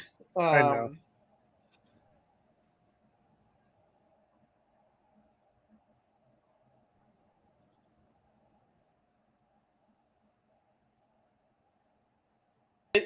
Wayne has not lied at all. Wayne is doing what Corey Graves wishes he could do. Yep. Where he's like plays the heel role in a way that you're like, yeah, no, it's like I'm actually excited to hear his take on the Liv and Rhea situation. Yep. Because I think he's gonna bring it up. Like they screwed them, and so they're getting their comeuppance. I just don't like, especially Damian. Like Damian is not. I mean, I don't know. Rhea tried to break Liv's arm off, and Liv got her revenge. And Damian cost Finn the belt, and Finn just returned the favor. So you don't get to be like, oh, they hurt me, and I'm the good guy. No, you're both shit. At least Finn knows it, and Liv too. Actually, I feel like Rhea created Liv, so like, I don't know. And this iteration of Liv is. Are you now going to talk about how the Empire were the good guys the whole time, too? And No. Okay. They were not the good guys.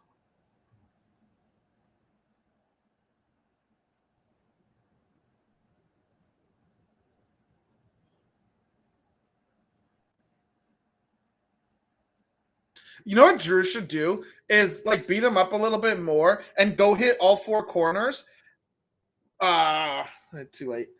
And like, so say I won, but the ref never started the match, so like you didn't win and then lose that way. It would just, I think they're done playing that bit of Drew's character. The like I'm right, but I'm going about this the wrong way. Yeah, like we're.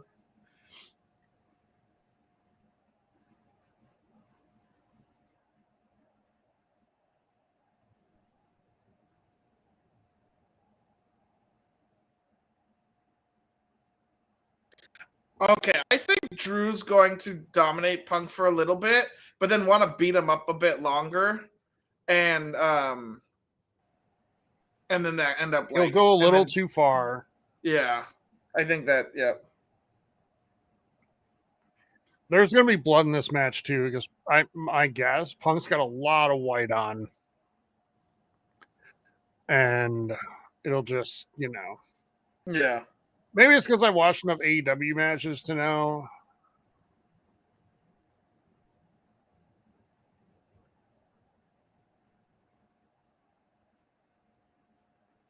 I thought he was going to do the Hulk Hogan there, where he like gets up on the knee and he's like, and does the head shake.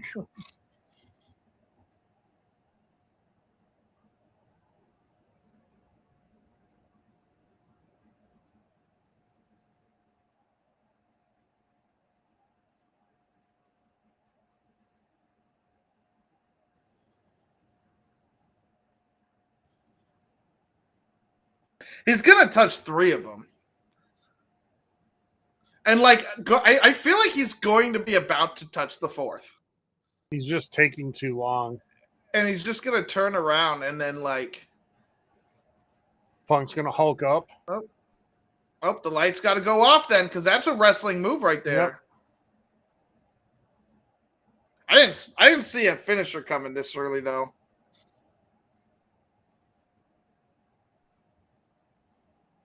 Maybe the ref doesn't realize he has to wave it off. I think the ref's just forgetting that this is a strap match and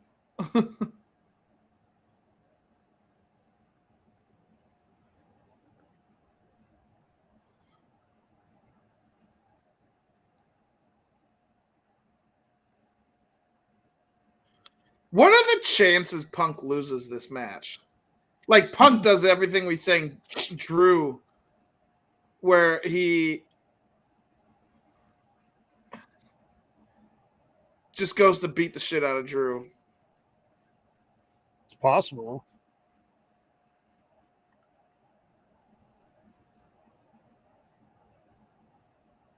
I don't know. I think this match will have some like things in it that we didn't expect, because I think these two have been working together to give us some good. Well, when you learn a little bit about it too, and you're like, these two are in constant contact going over every advancement of the story,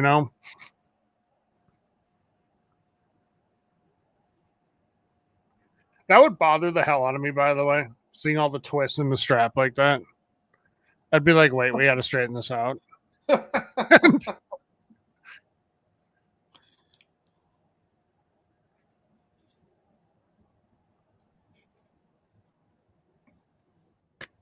Michael Cole. Michael Cole's going to get... I love you, Drew.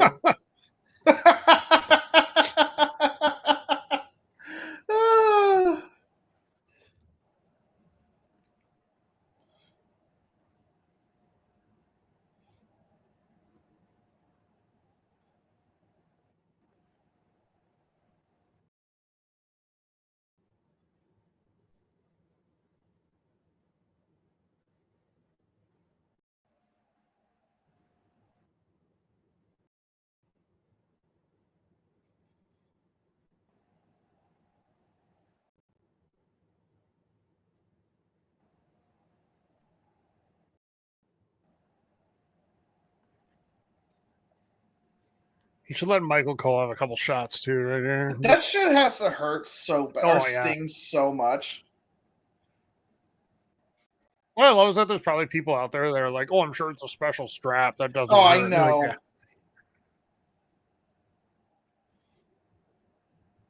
I also love how the cooler has AC/DC on it, the logo for the band. Oh, I didn't see that. See it down there? I can't. I don't see the cooler. It's under the ring. See the blue thing under the ring? Oh, yeah.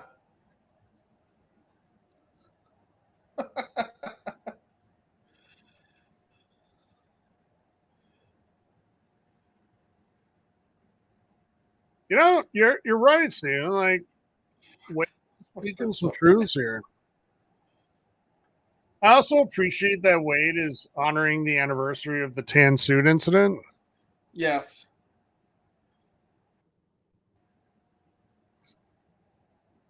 which was this past week. That's just such a stupid fucking controversy. I know. And the worst part is he was not the first president to do it. There's pictures of other presidents in tan suits. So it wasn't even like a... Why did they care racism. Again? Like, what was the big just deal? They looked for things that, like, just to bitch about him. Because it was like, what they said was it was disrespectful. It was like when he saluted with the coffee cup in his hand and fucking Fox News had like a massive conniption fit. When fucking G-Dubs did it multiple times. He did it while holding his dog. W.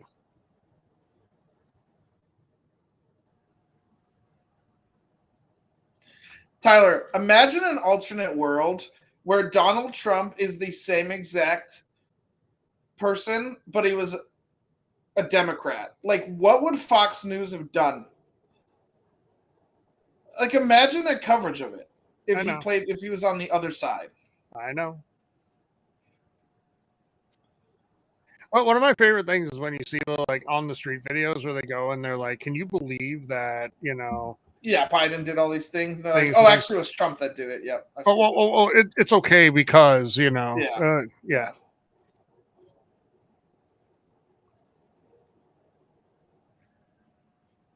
This match has actually been pretty entertaining. It is, and I like that we're playing into the fact that these two just hate each other so much that they can't even go for the win. They just want to beat the shit out of each other. That's why a last man standing match makes sense. But it makes sense as the like finale. But I think you're right. I think it's a Hell in a Cell. But what if it's a Hell in a Cell with last man standing stipulations? Let's just combine match types. What if you get... Which would work, Tyler, if you did a day of where all of them are Hell in a Cell, because then you could have different stipulations inside of the Hell in a Cell. Do TLC inside Hell in a Cell. One of them ends up dead. Yeah.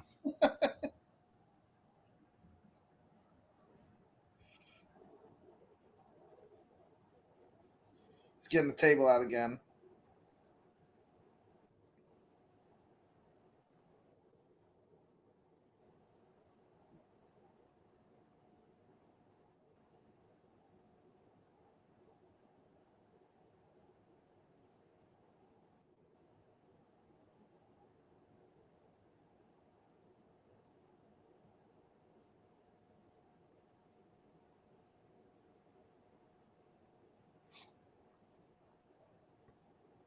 This, you know, and the more I think about it, this was a good match choice too, because it does give a lot of downtime because Punk is still getting his, you know, fitness level. I feel like the in-ring fitness level.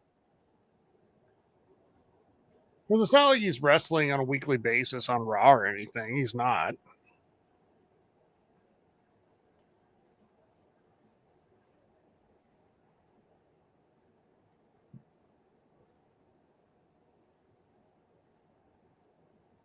Who's going through the table, Steven? Drew. I think it's Drew, too.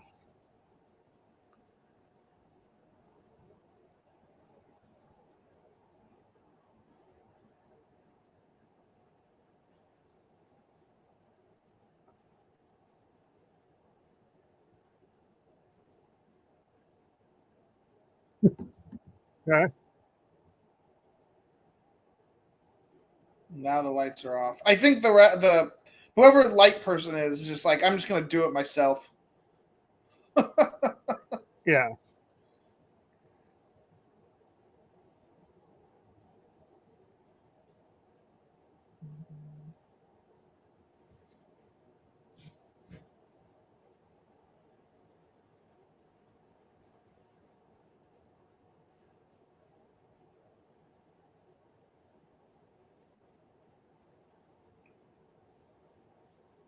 I could see Drew losing because he gets like super carried away and just takes Punk and like wraps his head into all four turnbuckles.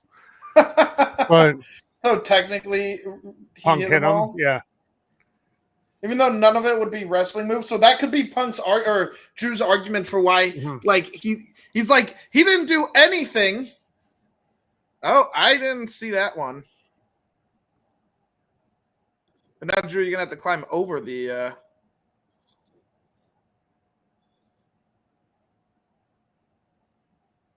This is where the sword could come in handy. You could just cut the damn strap and go hit the 4 things, and you're done.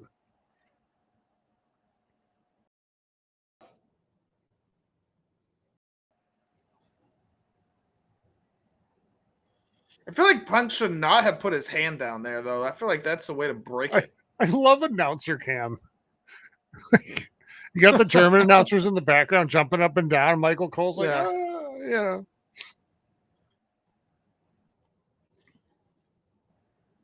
Oh, I like the results too in this box. I like this development down in the corner. I feel like it's definitely to try to make it feel like a actual like UFC fighting. Yeah. Mm-hmm.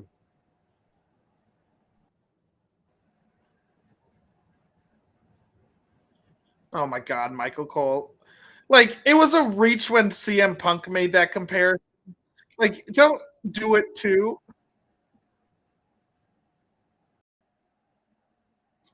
Oh my. But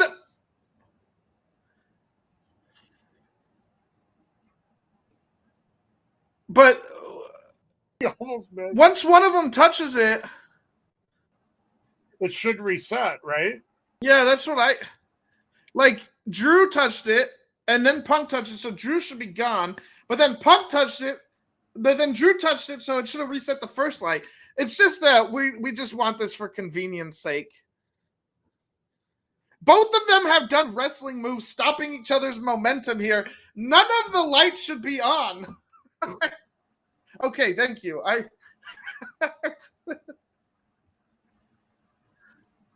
Oh, WWE. Like I'm and Punk doesn't even have the strap on him.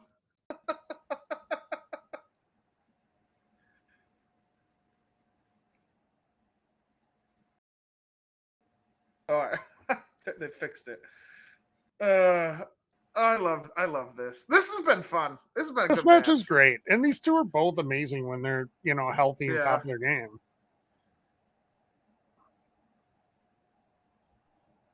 A double Claymore? I feel like we got a double Claymore there. You know what's weird is that the Punk injury almost worked out best for him because it did put him into this rivalry instead of the Seth one. Seth would have carried him too, but I don't know if you could drum up the hatred and the believability between those two, though. Because Seth just hated him because he came back. You know, he didn't want him there.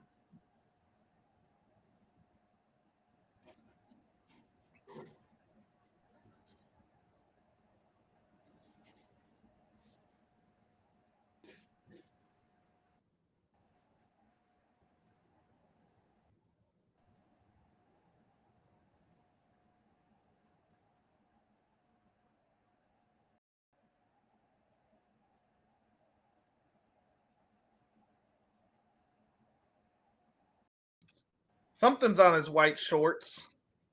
On his little booty shorts.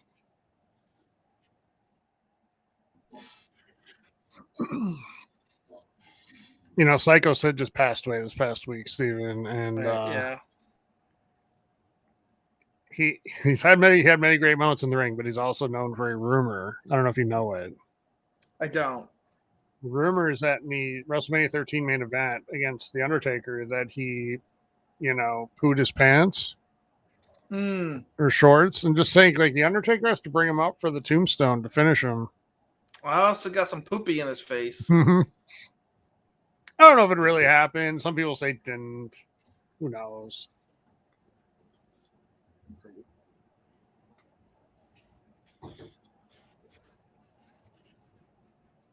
I'll still be here. I'm just going to be camera off for a minute. There you go.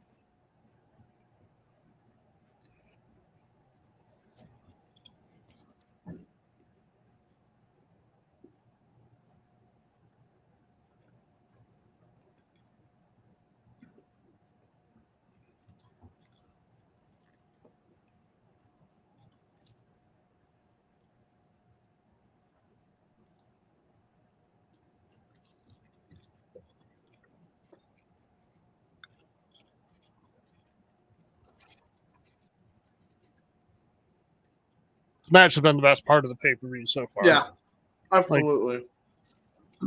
I actually think I like this match better than the last one they had. I do too.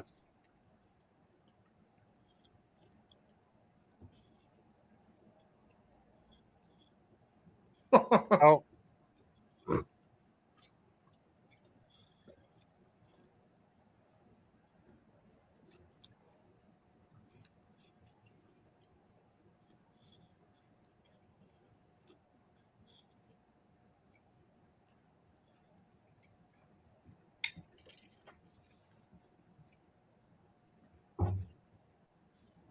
How many of those things do you think they had made? Multiple.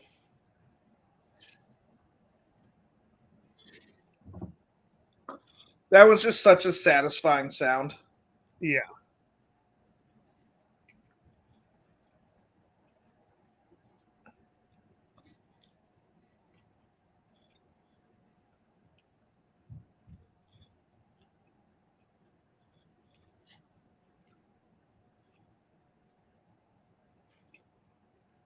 Michael Cole, when you have to explain the symbolism to us repeatedly. Yeah, it loses the symbolism. Yeah.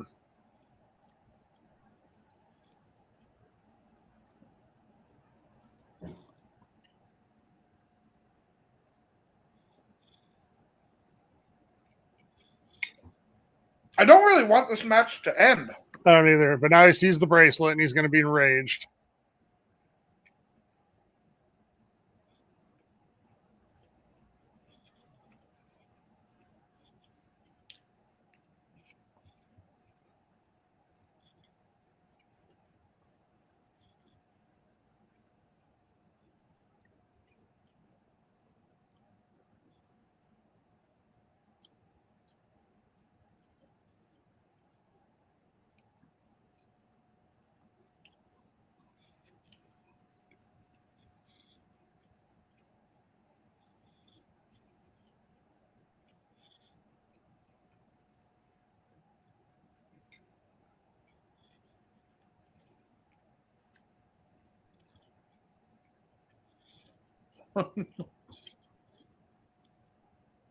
Are we getting a GT?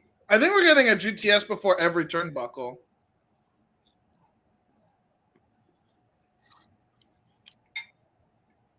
This is where Punk fucks up. If he does.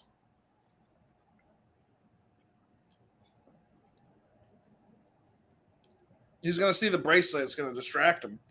He already saw it, though. But he's going to see it again. See?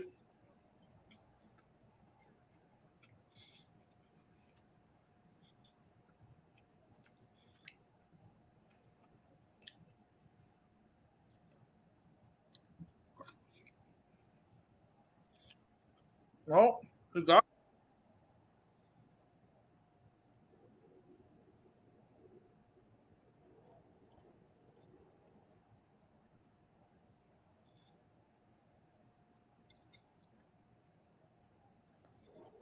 I don't think he just spotted the bracelet, Wade. Huh. That was a really good match.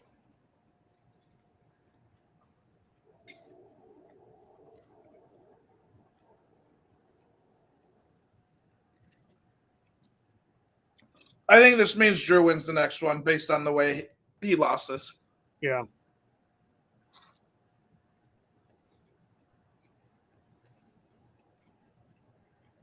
It was a much more decisive win for Punk than Drew got at Slam. Yeah.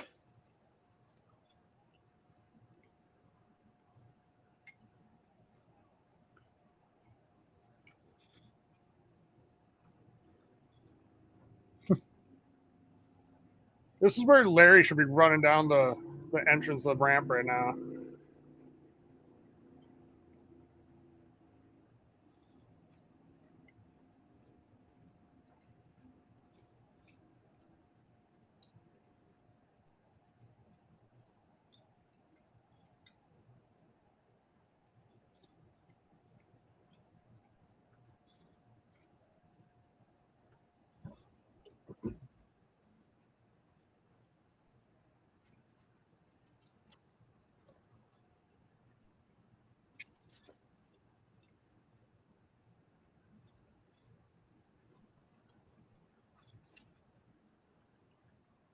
And see, that's why this match couldn't have been fourth, because I need a break from.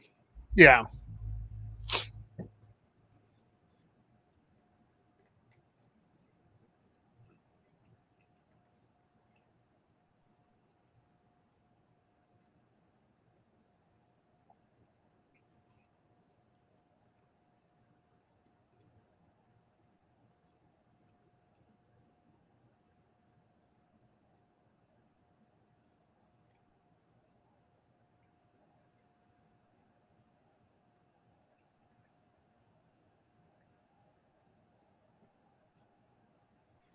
I do want to go see that movie.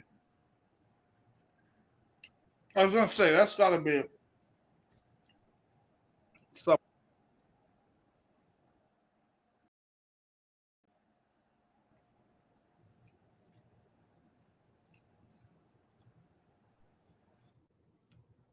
Do you think that within UFC circles, Punk is seen as a joke because he failed so badly, or do you think it's more of a like, hey, he tried it, respect to him? I hope it's the second one, and I hope they also realize how good it makes them look. The fact that a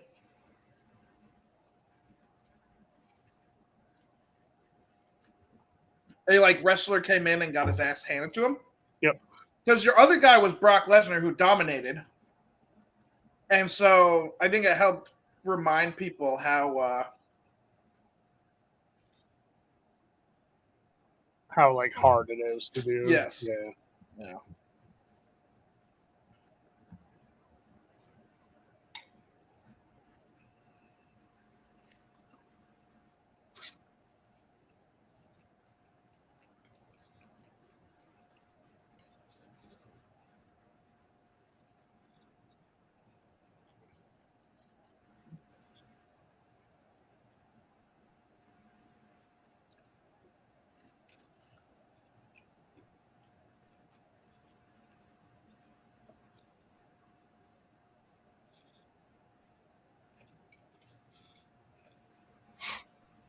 We've got a Saudi in between Bad Blood and Survivor, right? Yep.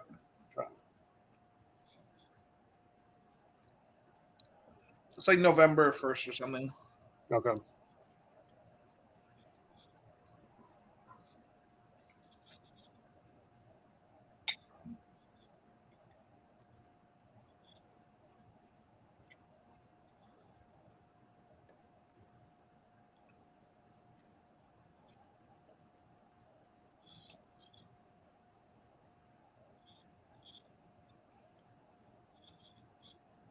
That's got to be a Eurovision type band, right? It has to, because I've never heard of them, and I don't know if that's just because I'm out of touch with it or. But that's cool if they did that. Like they went for a European band, not the.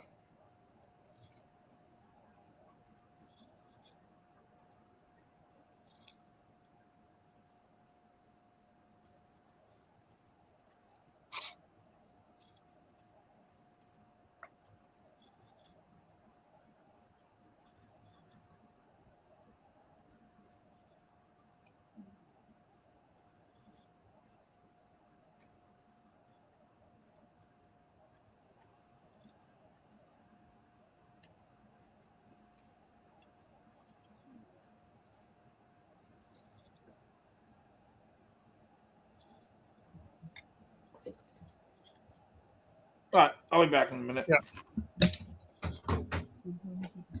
I just want to point out that the subtitles on Peacock don't help when it just says in brackets speaking German.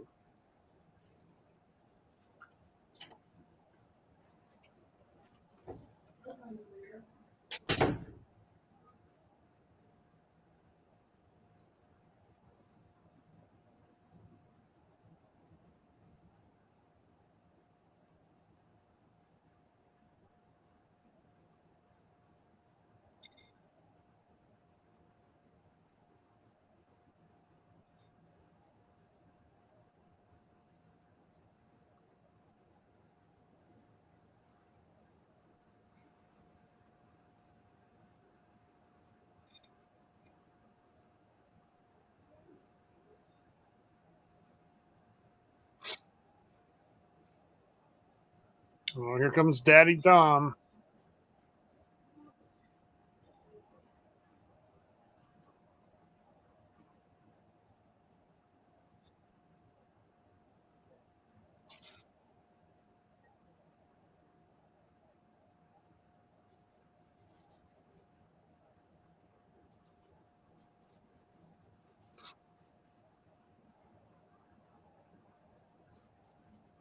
The heart-wrenching betrayal.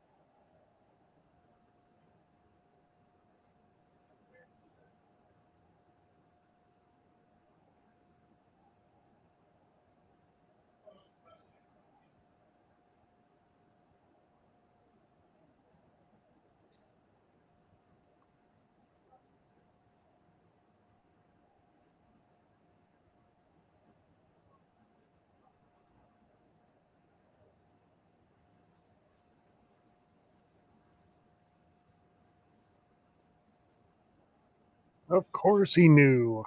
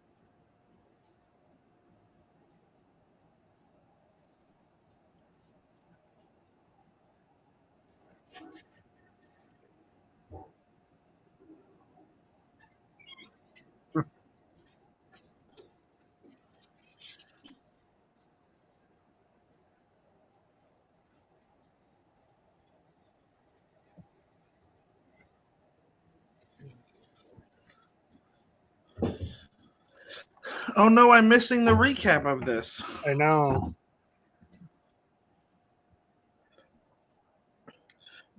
No, this and the Uncle Howdy storyline have been my favorites on Raw.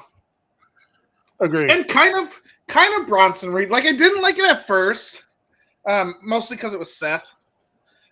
But then it was kind of fun watching him do the like death or the it was not the Death Valley Driver, whatever the name of his drop is. The tsunami.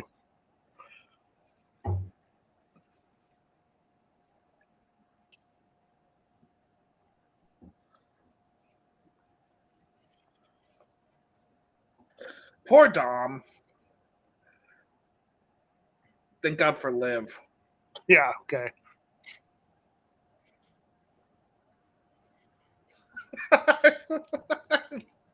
I just love it. It's just so fun. It is.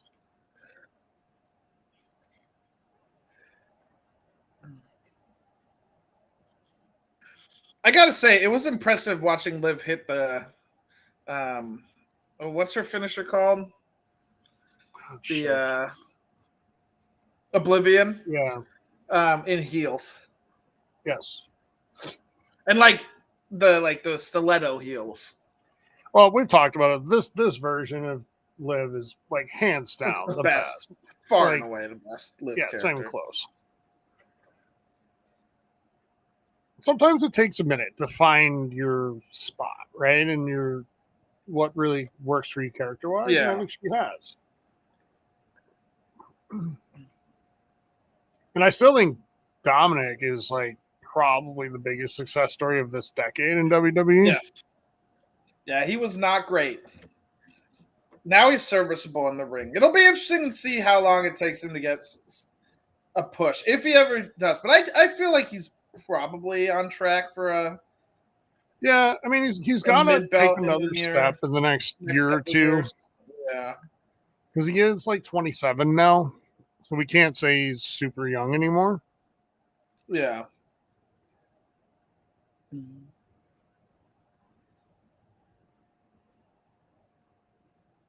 But like, there's no doubt how much he's grown Yeah. since 2020.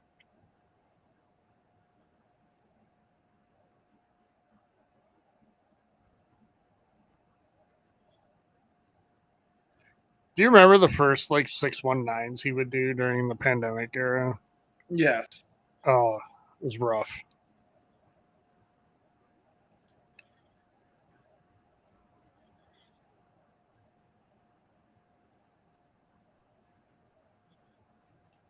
The love machine.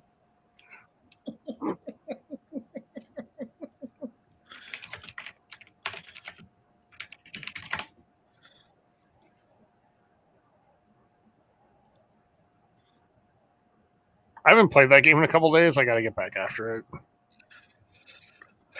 Yeah, I've been struggling to go play it. I do like it. It just it could be better, a little more fun. Does it feel like more of a wrong time I feel and like you're gonna hate place? it. What's that? Like, I feel like you're gonna hate it, but like, I know you played a little bit, but I feel like the more you play, the more you're gonna hate it because it's a lot of stealth. Like you can do guns blazing, but it makes it so much harder. And it's not all. It's I actually don't hate the gunplay in it. It's just also not like I don't know. The gunplay's okay. It just feels really, I don't know, like cookie cutter. Like the game's definitely designed to sneak and use mix a lot. Which is cool, I Which guess. But, yeah, it makes me want Assassin's Creed. It's like it's like a I wanna like it. I do feel like there's an element of like let's take Assassin's Creed and Far Cry, like make them have a baby and put Star Wars on it. But I would like that better because there's a lot more sneaking. At least in Far Cry, you can Far Cry has gunplay, and so does and Assassin's Creed has a lot of fighting, like especially the recent ones. I gotta try some COD too. I played one match. Yeah, felt good. And I mean, I figure it's gonna feel like Call of Duty, right? Like, I don't. I know there are people that say there's a difference, but Hayden's gonna have like 18 differences for us on Monday. It feels like every Call of Duty that I've ever played in my life. Yeah. Like the only thing that feels different is like the art style. Even like the Omni movement. I don't know. Like for me, whether I like a Call of Duty or not comes down to the map design and just how smooth it feels as a shooter. And normally it feels the same. Like normally that's not an issue. So most of the time it's maps. Some years I really like them, like Vanguard. I really like the maps. This one, Modern Warfare 3, I like the maps too. Well, I mean, it was because of Modern Warfare 2 maps. Yeah.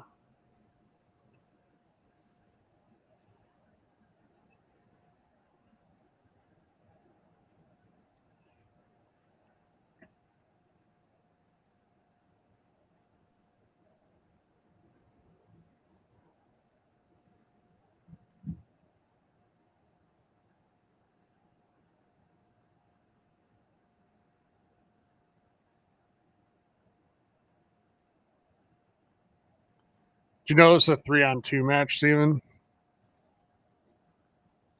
How so? You got Liv pairing up with Tom and Nick against. I thought it was Dominic.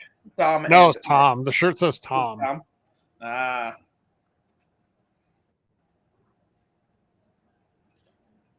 miss Truth.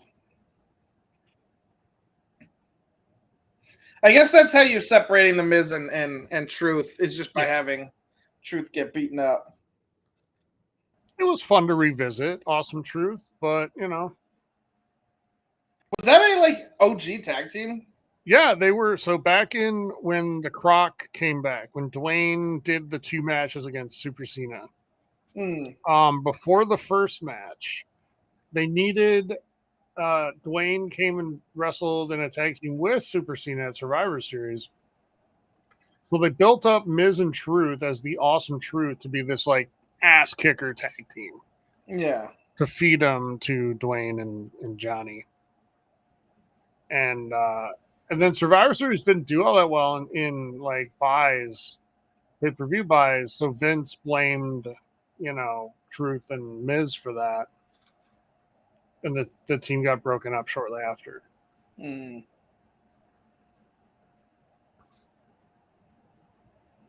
I just love Truth. Like, he is my favorite character in wrestling. Well, the cool thing is you can tell, like, all of his peers really like him. Yeah.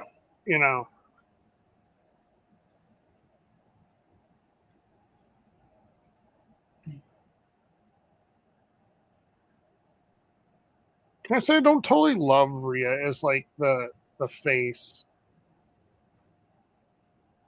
Well, it was always smiling and all that stuff. Rhea is the face in this. I think she's just she's the brutal, but like, spurned lover or whatever you want to call it. I just love that when you really think about this, there's this whole story has come down to a bunch of these 2 women fighting over Dominic Mysterio. Dirty Dom the Felon did hard time. He did hard time.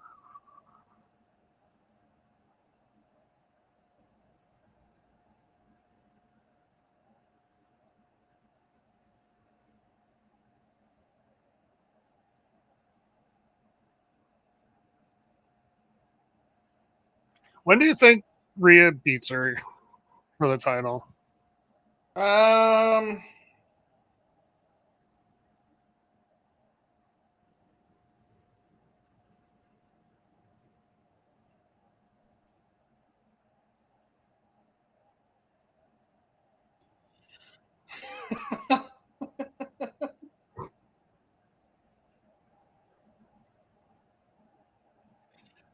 So it depends. How long are you keeping Dom with Judgment Day? Because I feel like when Liv loses, like Dom and Liv like split. Yeah, it makes sense at Bad Blood, right? Like the name of the pay-per-view, like there's bad blood there. I think the next singles match Liv has with Rhea, Liv loses. Did you see that sign back there? No, what did it say? It said Triple H, please fire CM Punk. Like, what? Honestly, like I was right at the top of the list. I was like, this dude is a ticking time bomb of like toxic shit, Yeah. But he hasn't been. And we're coming up on a year, which for him is like ever to be behaved. How much is it the grass is greener sort of thing until he got there and he's like, oh, maybe WWE wasn't so bad. Yeah. And I wonder if he had somebody close to him, like level with him and say, hey, you're part of the issue here. Yeah, could be. Because I think anybody needs that, right? Yeah, I think everyone needs something like that.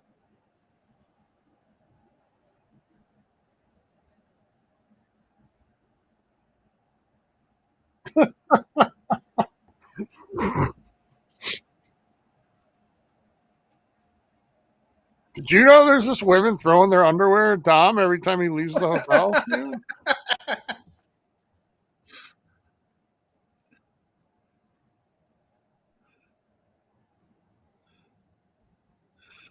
That's so funny. I don't even think Dom's like ugly or anything, but it is funny watching it, like 2 women fighting over Dom. This guy whose character isn't exactly, Yeah, he's like the worst type of that's the thing. She makes me tendies. Right. Like that's like I live with in my mom's basement. She makes me tendies and lets me play video games whenever I want. It's like that's his selling point. Yeah. Which is why I think you're right that Liv is gonna end up with Finn, because at least and it's gonna be played as Finn has these aspirations to hold the big title, and Dom, you just want to play video games and tendies. And I think that's where you get the start of Dom's journey, like to a bigger belt, like because you can do that over it's basically when Baron Corbin became poor Baron Corbin, like that. Do a storyline like that. Get the fucking mustard stains on his shirt and everything. You remember that?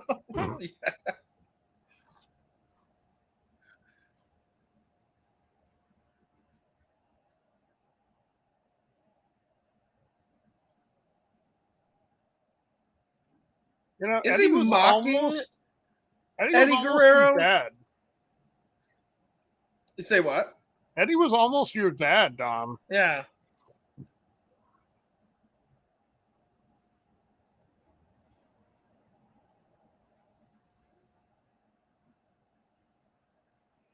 I'll tell you this: if Dom in 5 years is main eventing WrestleMania, Steven, I would consider his path and journey on par with The Miz. Like when he started as a reality star and came from being mocked and not taken seriously to main eventing WrestleMania against John Cena and winning. Yeah. Like it'd be right there. I would agree. Can you imagine Dom as the world champion though? Because I can't. There's going to have to be a little bit more character evolution, but you know. Oh yeah, now you're unbiased, Michael Cole. Like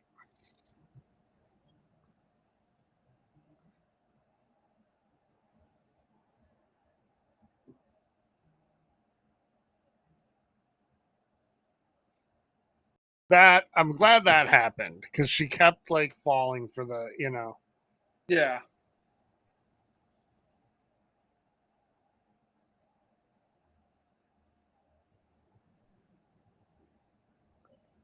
Oh, we got the decibel meter back.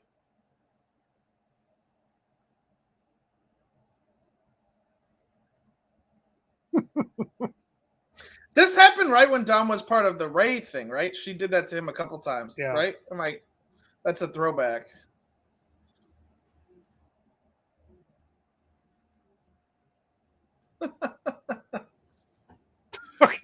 I'm so bad. God, I love this.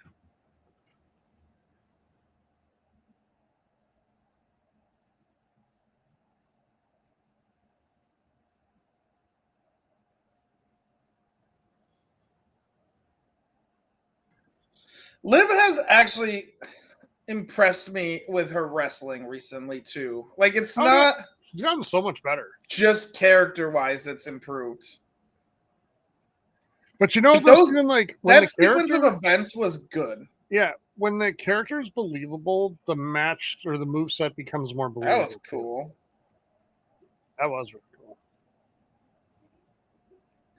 I'm with you. Yeah, like I buy the character more, which means I'm not so nitpicky with the. Because when all she did was go around being like, "I'm extreme," and then scream when she did every move, like that was dumb. Get out of here! Like.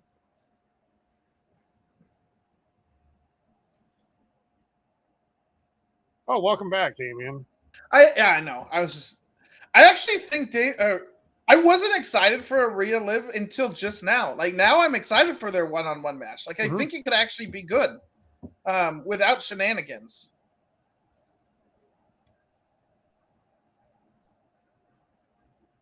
Is Dom ever going to get some like a match where he actually has like he is dominating the match for bits of time? Because I feel like right now, every match he's in, he's just getting crushed. Without help. Once the story is done, he's gonna take a couple months off. He'll come back with a character reinvention, probably to like save his dad or something, you know. And we'll start to see new Dom that has more of that type of thing. And see if he can do it. So yeah, if you lose him at Bad Blood, then he could come back at the Rumble. I don't think the story's ending there though. It could. Is this where Finn and the rest of them come in?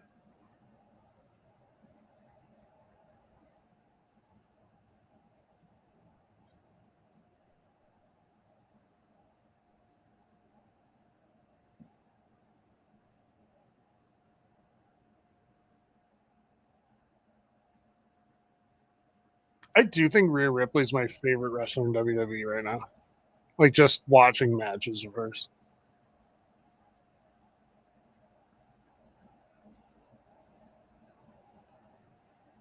And Priest has shot up that list. JD McDonough. Was that a Freudian slip there?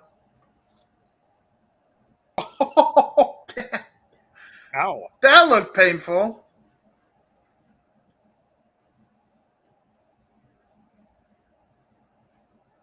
There's Finney. Yeah.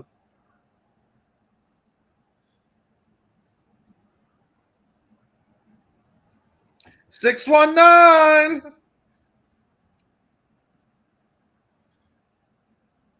Like, why hasn't this ended in disqualification?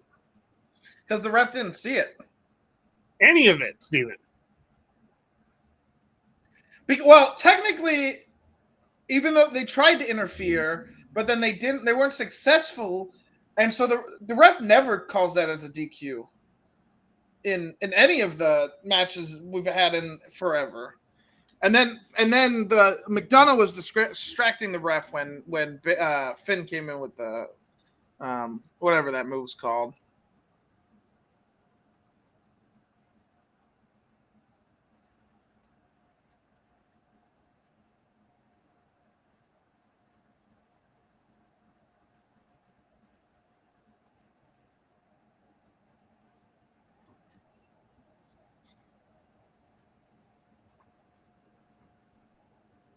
Okay.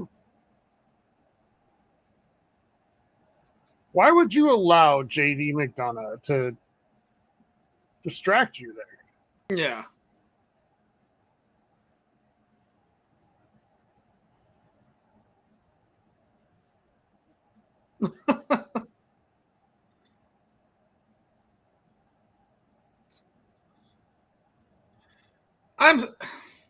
Finn's gonna come out of this looking weak, and that pisses me off more than anything.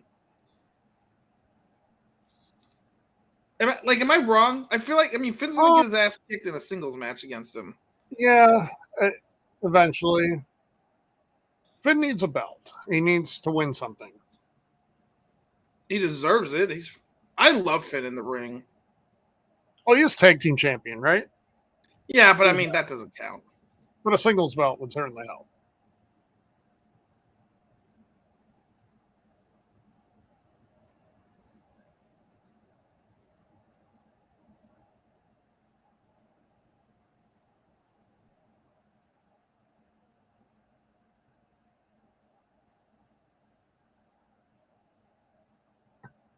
That looked like it connected, Steven. Yeah, that did not look fun. All right, I was wrong. Yep, I was incorrect. Good match, though. I enjoyed that. I didn't hate it.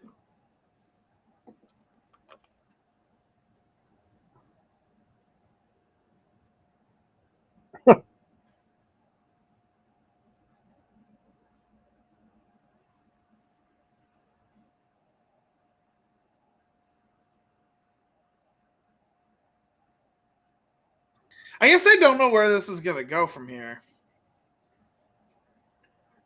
I feel like, though, Rhea got her revenge much more than Damian did. Well, it's because Damian's revenge is not on right. Dom. Like, it's we're on definitely Finn. not gone. Yeah.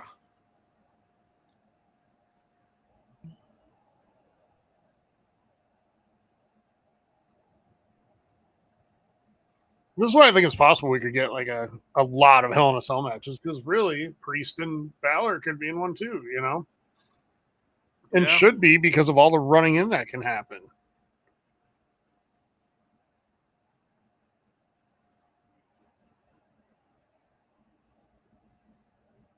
A sling blade, I think that's what it is.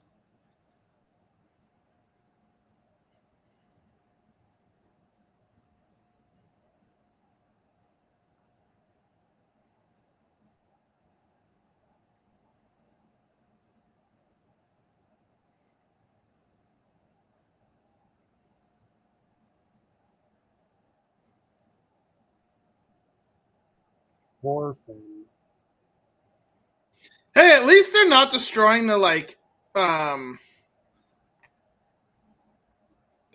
the non-English announce table like usual. Usual, it's the Spanish announce table that goes. Well, also, shout out to the table, Steven. Very sturdy today.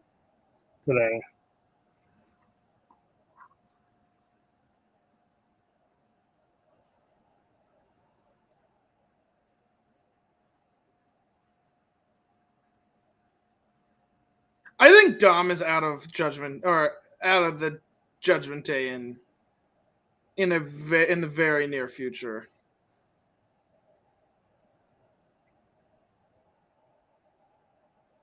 I can see that.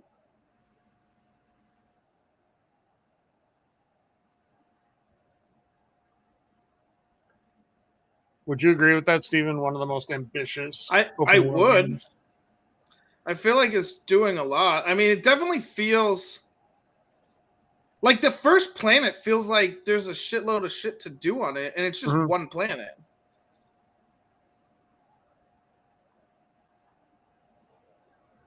It's just one of those games which is hard because, like, if I'm not in the mood for a bunch of stealth, I don't want to play it. And, like, where Hitman succeeds is each of the levels, like, you're done in, like, 30, 40 minutes, and then you can be like, okay, I'm going to take a break, or I'm going to replay the level. But, like, this is, like, the whole game is, like, stealth. There's no end either. There's no, like, logical, like, oh, I'm going to stop here, you know? You stop. But, yeah, I was playing the other day, and I went to this Imperial area. I was getting the slicing kit, and so you have to break into an Imperial like compound, and like I was struggling a lot with it, and then but I ended up winning, and then I got I was like trespassing in the Imperial area, and I had like a big ass bounty, so I had to go drive around and find like some grass, which was a pain in the ass to find, to hide, so I could like, and then it did go away because I couldn't fast travel into the city. I know I could have fast traveled to the like guy that paid off, but I don't know. Say his name and he appears.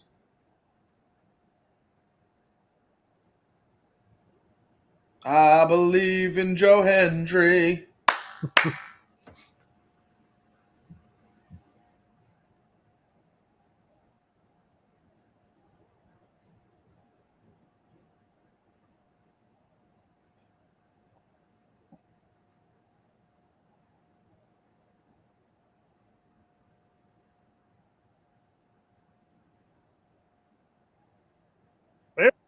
Like, so many sports things are obsessed with using this feature now. Like the Google World or whatever.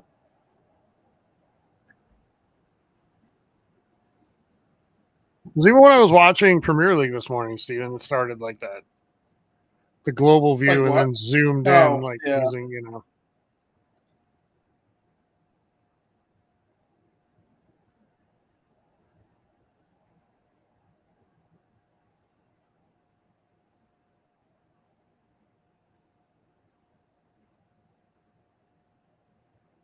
Be interesting to see how Joe Tessitore does.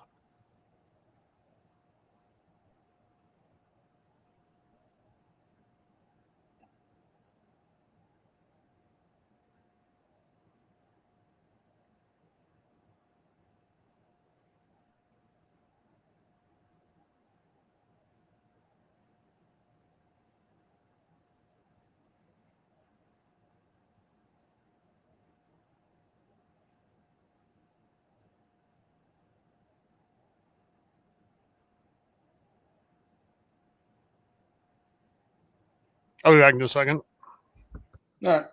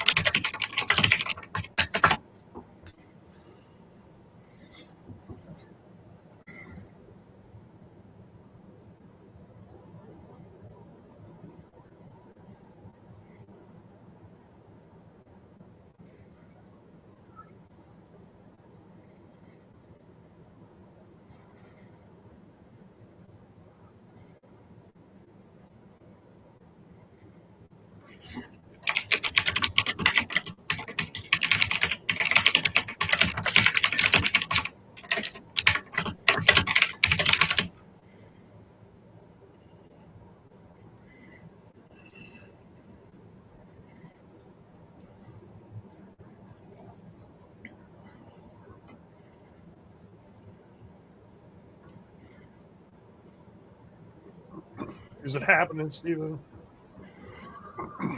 The entrances happen. No, I mean, is he going to get the win that puts him one win away? No. I agree.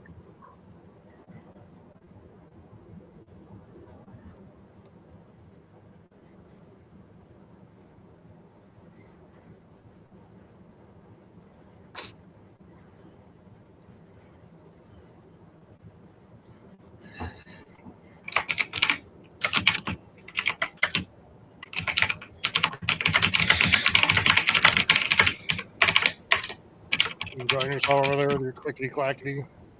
I love my clicky clacky keyboard. Yeah. That's why I buy a clicky clacky keyboard.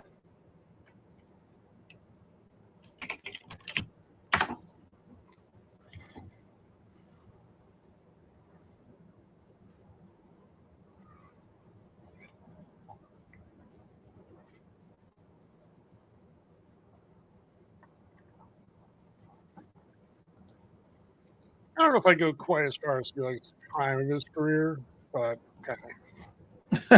It's a little bit behind that. Feels like 10 years ago. I really thought before he got hurt, like when he was really sadistic, Randy Orton, like during the pandemic, like that was one of his best runs. Mm-hmm.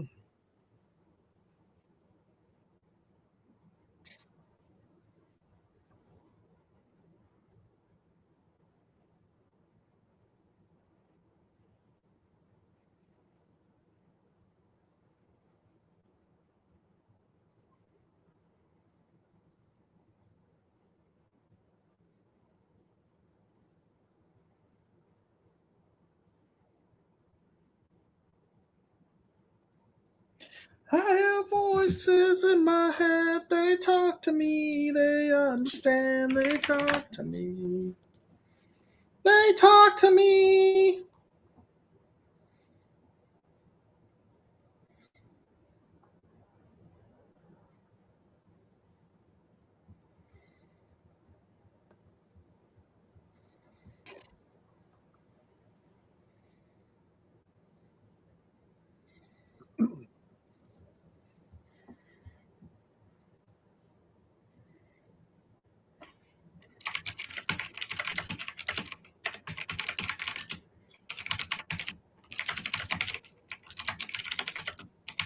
What are you doing over there? Typing.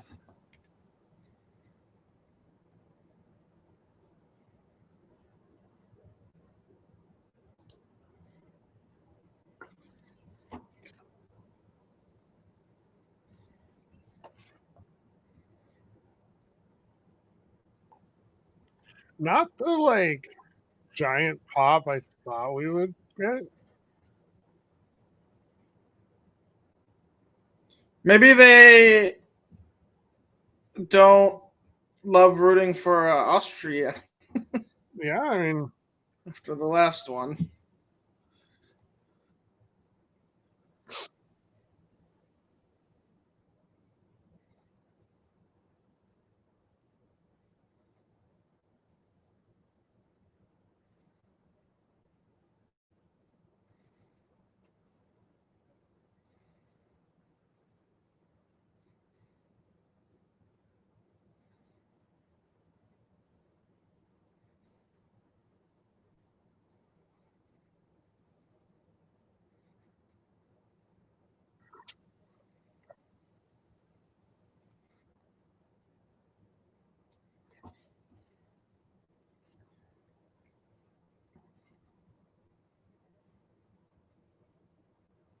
a local hero.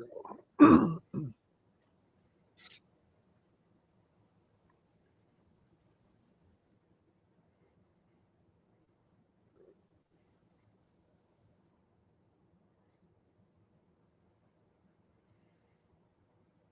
we got about half hour left in the show, so this match will probably be about 20 minutes, I would guess.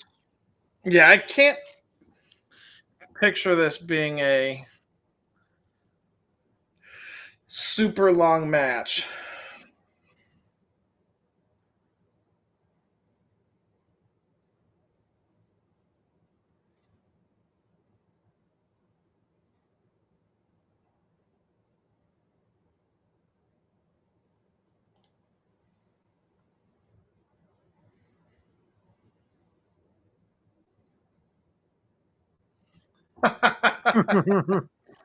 I like Luda Kaiser.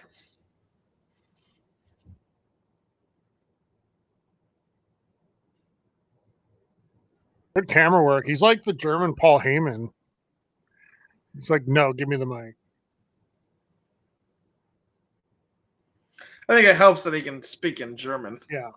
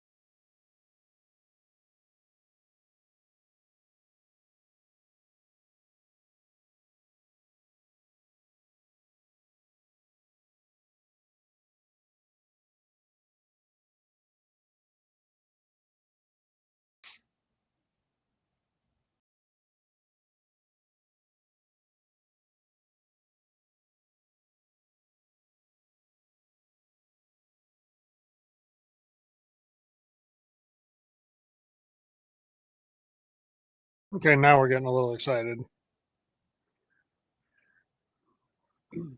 Yeah.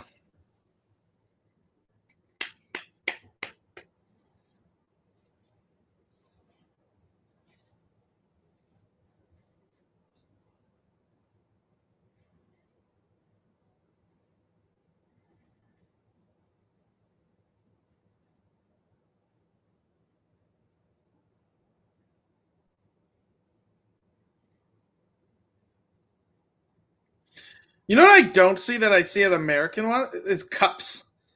I don't see anyone with like drinks.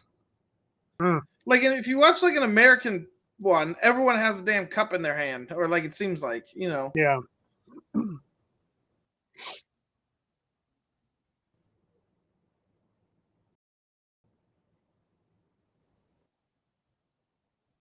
I can't imagine wrestling with like gum in your mouth. No. Like, you're worried about like just swallowing it, like when you get hit.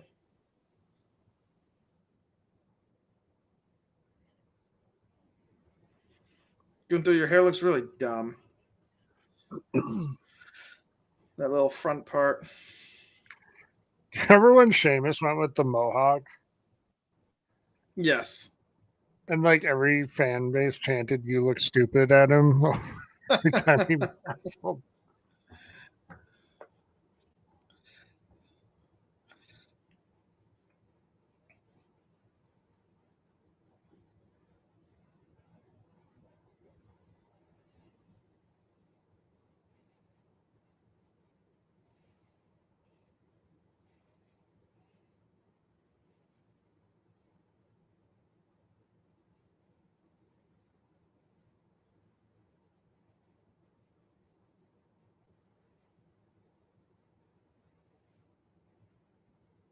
I think part of the issue today is like this movie's been fine. It's been better than expected. But both your title matches just are have no stakes. Well, no, I mean that for sure.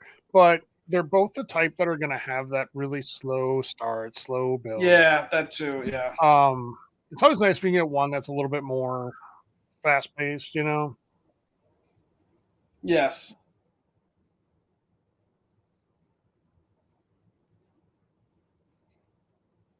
But I feel like just watching the beginning of this, like I feel like we've already seen this tonight, Yeah.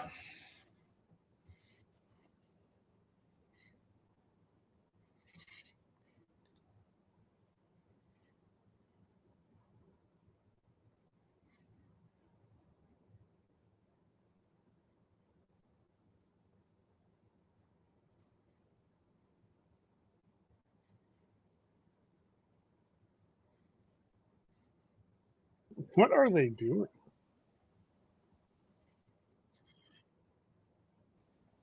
I've seen that chant before. I don't remember like its meaning.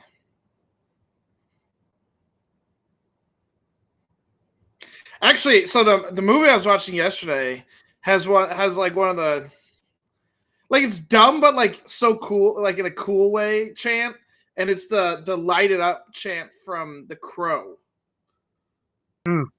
Where they're like and they're like, light it up, light it up, light it up, but they're like doing it in sync, so like, the right arm goes above the left shoulder or whatever, so it just looked cool.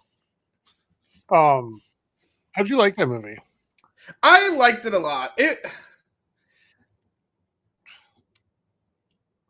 I don't think it's like, I see why it's a cult hit, especially with Brandon Lee having died. I think the message of the movie is extra sad when you think about all that. It's just like, I liked it. It was a good. I mean, it was a good movie. It was. I'm glad you saw the original first, because now when you see this reimagining, that's a streaming movie, streaming only version. Yeah.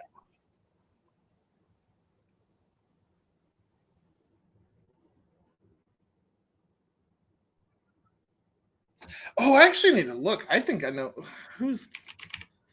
I gotta look who the villain is in that movie, because I think he's in Black Sails. Could be wrong.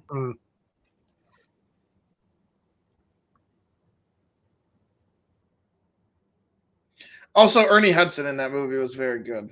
Yeah.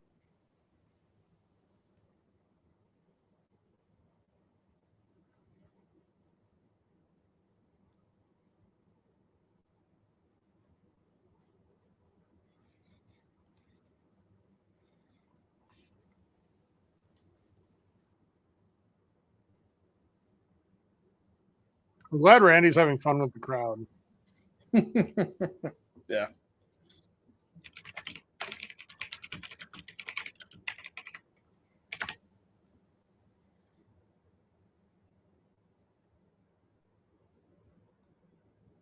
Usually wrestlers get super pissed when crowds do the wave. Really? Yeah, because, well, it shows that you're not paying attention. Oh, paying attention, you know? yeah. I mean, the wave is stupid. It is. I absolutely hate it.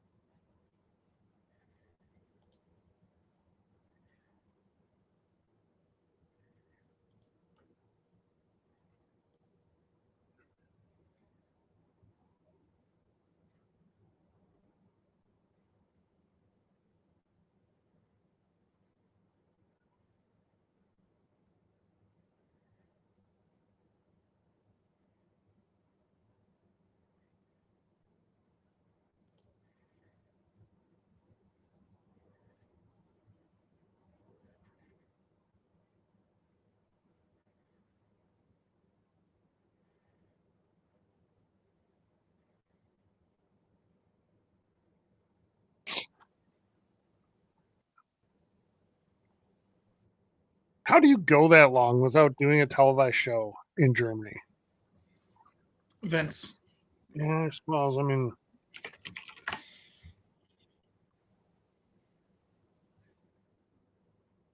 but they've done plenty in England. They've done in Italy.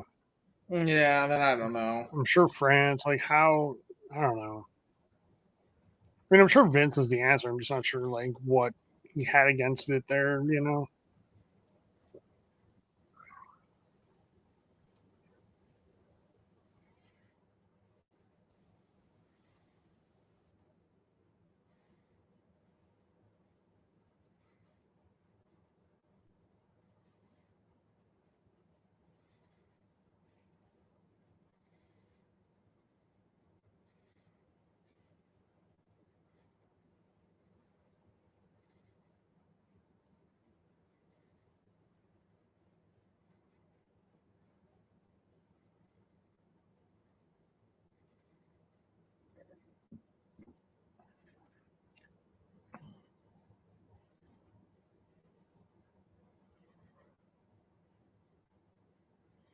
Steve, when are you breaking out the Star Wars jacket that you bought?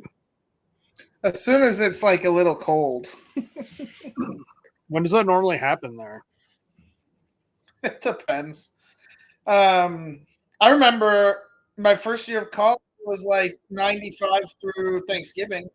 In years past, October, November has gotten cool. I'm hoping soon.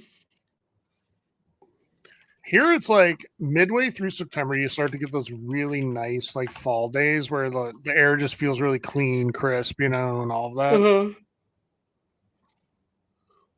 But it depends. Like I've seen it where in September we're still in like 80s, you know, well into the month.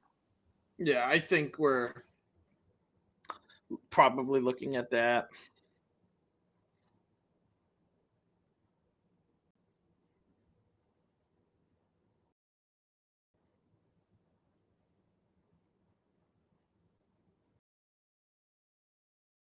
Your brand, you got to get them in the ring.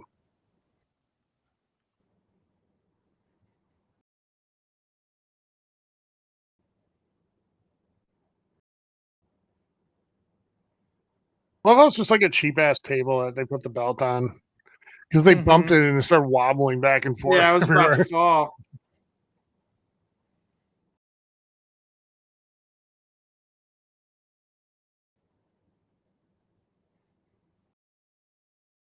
I think that table is immune and it's not breaking. It is. I think it's reinforced.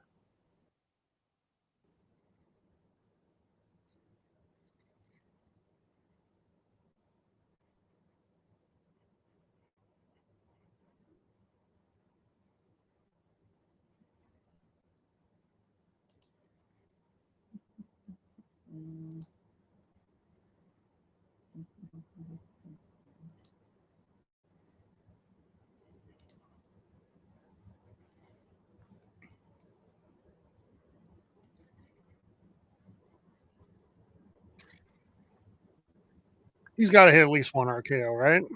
No, yeah, absolutely.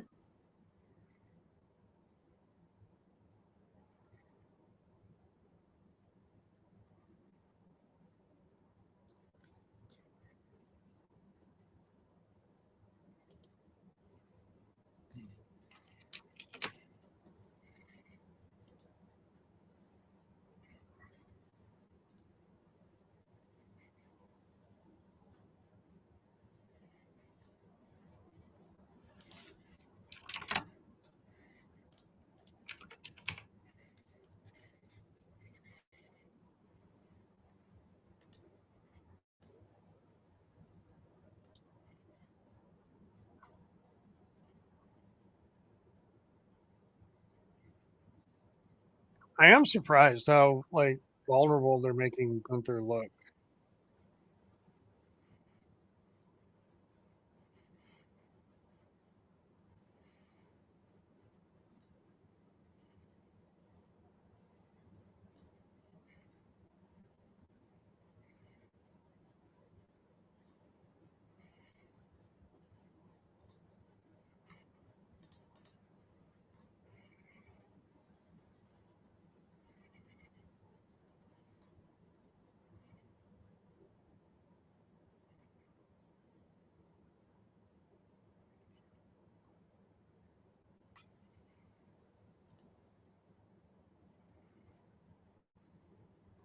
Do you wish American crowds did this stuff more? Like these types of chants. Yeah. Yeah, the European chants are just so much better. They are. I feel like sporting events in Europe are much more of like a community event. You know, it's more of Yeah. For better or for worse. I know we we have issues here in America, like the Dodger guy got killed outside, or the Giants guy got killed outside Dodger Stadium, but yeah, there's like some horribleness that happens at some of these soccer games. oh yeah.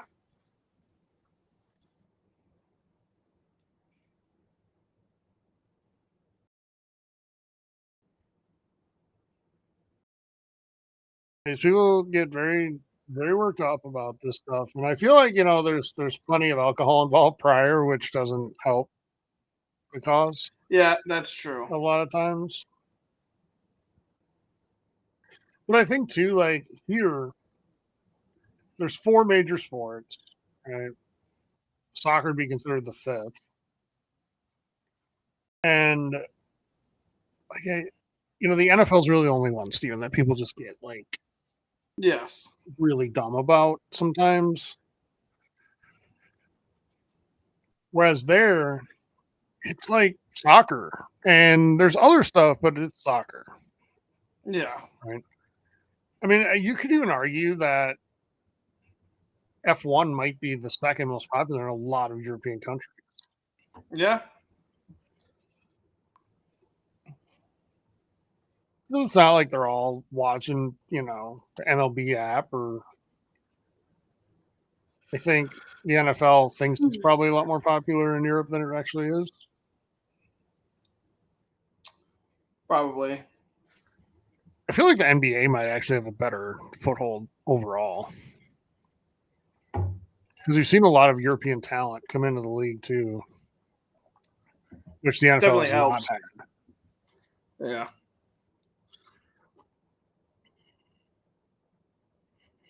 But back to the chance, I do wish like sporting events had some of that, here had some of that environment. Yeah.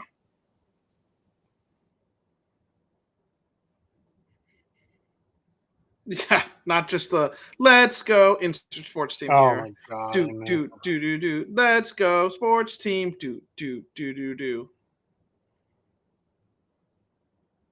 But I do feel in a lot of cases like there's more of a sense of community in some of these nations across the pond.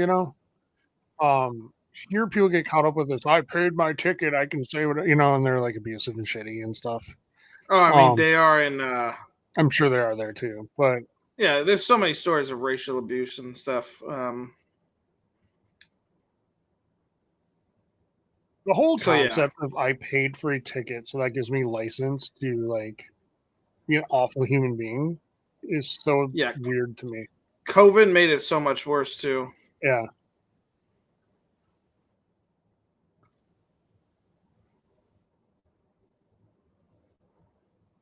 Well, I mean, there's I just saw a picture of this girl at a concert. I think it was a girl. This person at a concert, and they had a selfie light on them the entire time because they were like recording themselves at the concert the entire time. But it's like a dark concert, so it's distracting to everybody else, around. And it's like, but that's the kind of attitude. It's the I paid my ticket. I can do what I want. Fuck everyone else, sort of line of thinking. Yeah. Well, yesterday I was at the movie theater and Somebody took a call during the movie on speaker. Are you kidding me? No, it happened. I just don't believe it. Like, people are bold, but I think that's been a problem too recently. People just now will do that. They're like, they have no concept of other people. I've noticed you, not to be like cruel to anybody. I'm not trying to be mean to like older people or anything, but older people in the theaters are so loud. Yeah. Like they're assaulting the bucket of popcorn every time they reach inside of it. Like these people to my left, like I could hear them just eating over the movie, which isn't on low volume. And they're like 4 seats away to the left. Too. They're not like, But yeah, somebody took a call on speaker. It was impressive. You should have just started participating in the call. Oh, it's one of those people that's like they answer their phone like this and they talk to it, Yeah. Like that. Like yeah, this one? Yes. Yeah. But sorry, I was on a different tab, so it didn't see you. What I was gonna say too, like you're right, during the COVID era, I think a lot of people, there was a lot of messaging going around that just being a decent human being meant you're losing your rights. Yeah. And it's somehow become like a thing. Yeah, how come the ref let that go? Because poked it's him in not the face. Quite 3:00 yet. Yeah. I know. Do you like pay-per-views this early? Because I know you said you like having the day sometimes, right? But yeah, today though I was a little tired this morning, and I was like, oh, I gotta watch wrestling. Yeah. But it's over at 1, and I'm done. So yeah, I like them because they're usually little pay-per-views, so it's not like they're 3 hours, and yeah, and they're not like hugely consequential.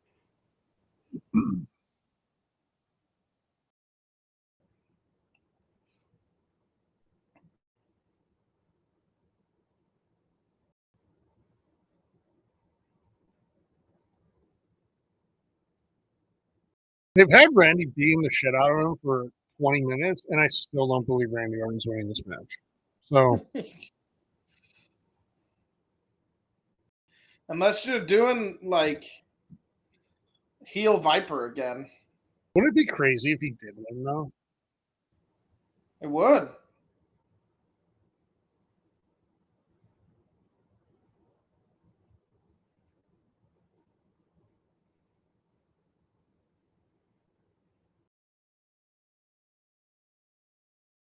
Suplex City.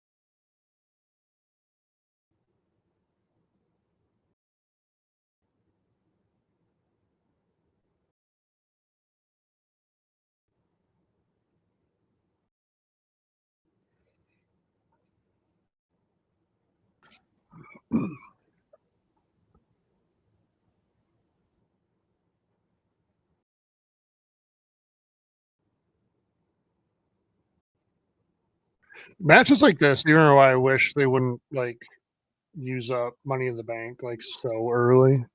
Mm-hmm. Because it's such a physical match. I'd be like, this is recipe for cash in, Yep. You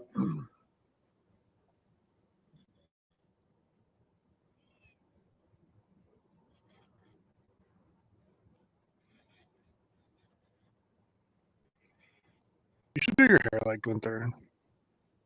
No, it looks dumb as shit.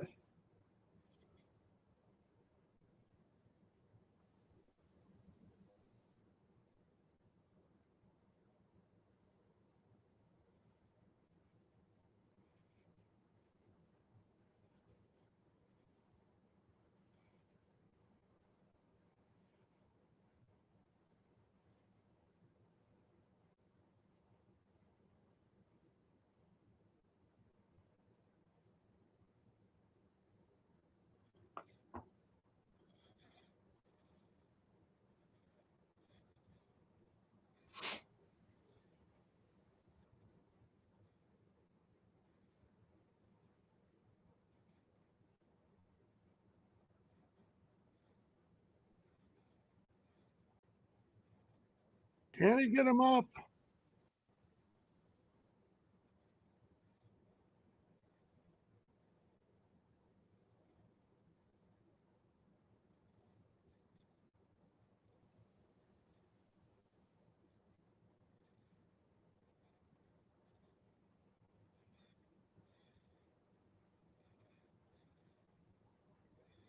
I feel like this is a weird move set to be like,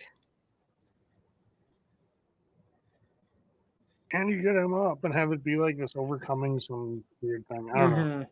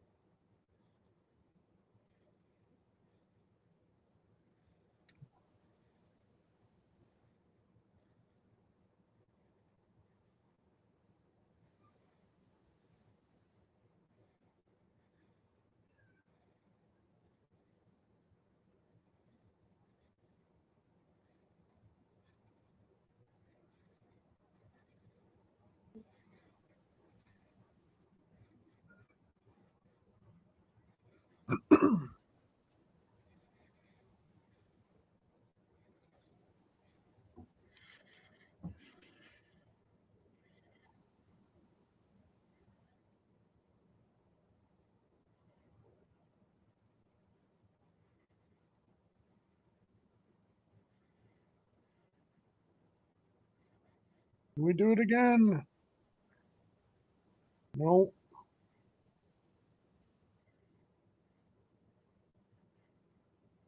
Out of nowhere.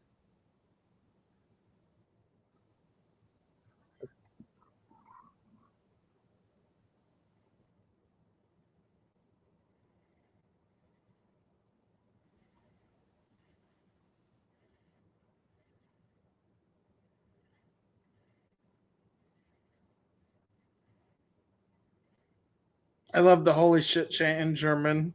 I know. Like in Germany, like they're Right. not doing it in German. Mm-hmm. Like it's just.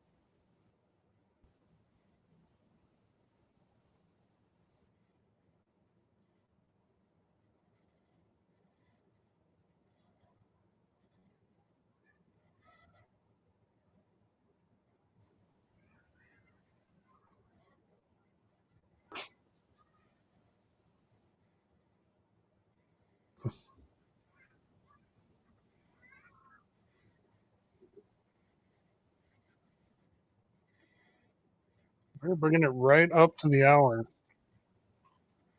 I bet it goes over a little bit.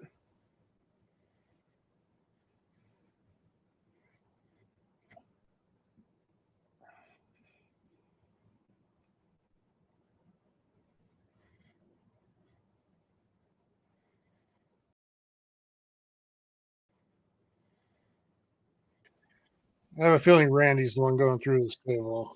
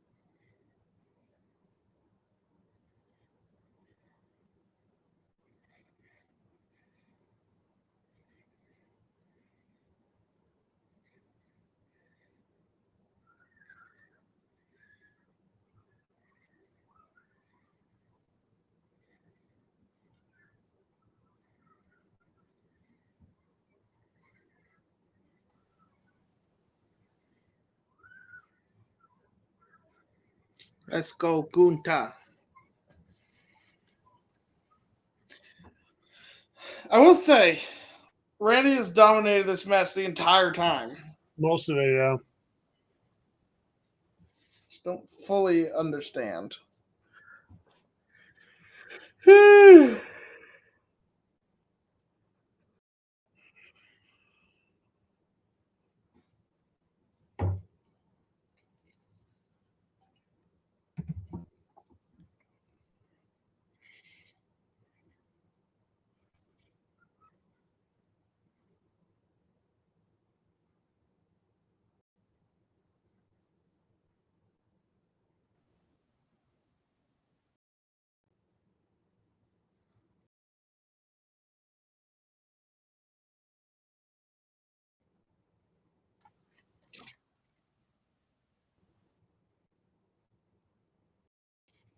Tyler, are you going to go see Bonhoeffer in December? See what?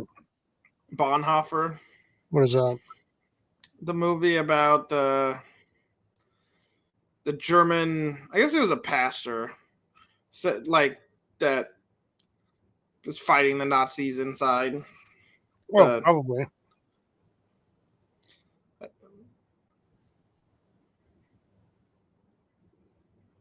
Like he used his position to like protect the Jews and fight back against the Nazis. He ended up getting killed in a concentration camp towards the end of the war.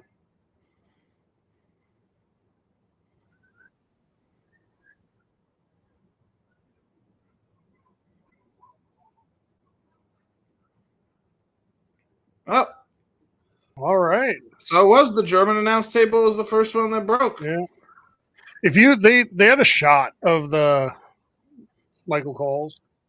Yeah. And it had like, it honestly was reinforced. It had like vertical beams throughout the center inside of it. So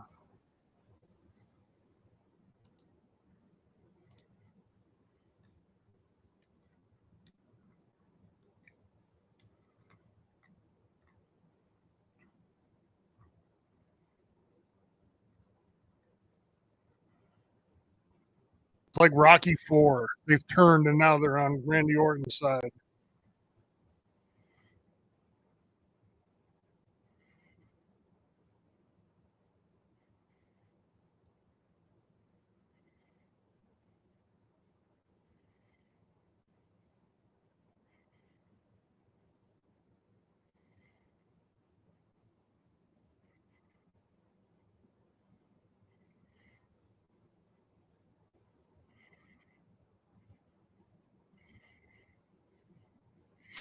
Is Randy gonna win? I mean, they've done a good job of at least making me wonder. But like, how did they win this? Like, just like, like he turns, power bombs him, and pins him, and it's over. Like, I don't know. It feels dirty. But then he gets him into a submission, and like Randy passes out. Could do that.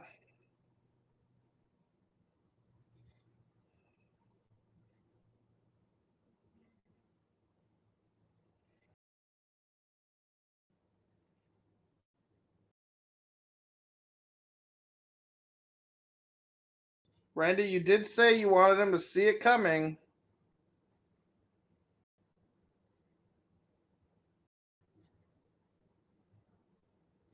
There you go, Tyler. You were right.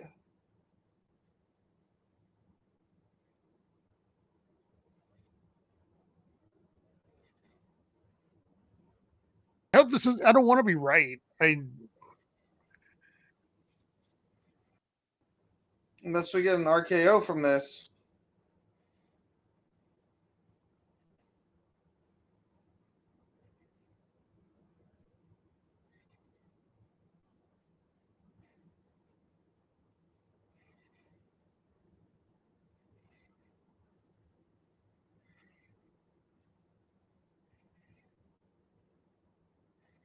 Looks like more of a chokehold than a sleeper at this point, but you know.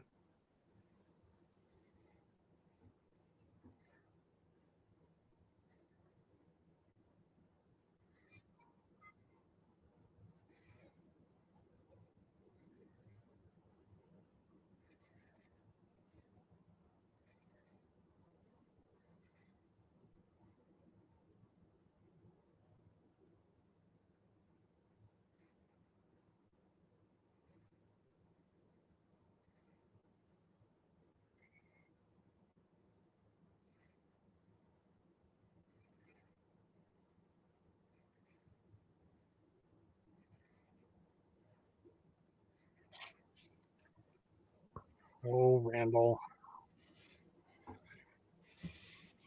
I still think we're getting an RKO here.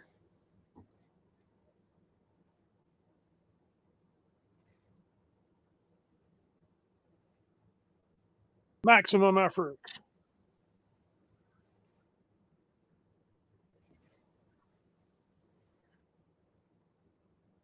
Yep,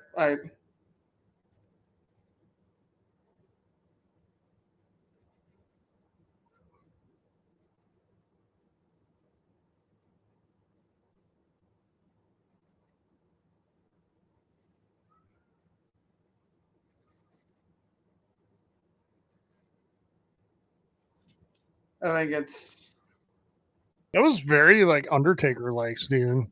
yeah.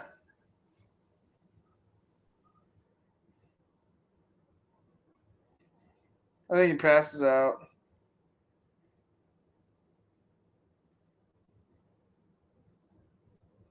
I like that they don't do the 3 fucking like arm drops anymore. But that was so much drama because after the second one, and we do the third one, they'd be like, no, and start shaking and their then it's hand, fighting back. Yeah, I remember. Yeah. That was an okay match. It was kind of what no, it wasn't what I figured it would be because Randy got a lot of offense in here. And Gunther, I don't agree, Cole. Like, Cole's calling it a decisive win. He survived. Yeah. Like he showed he was dangerous, right? Like even you beat his ass, like he can, like all it takes is to get behind you. And, yeah. But he also, they were planting the seeds that he is potentially beatable. Yes.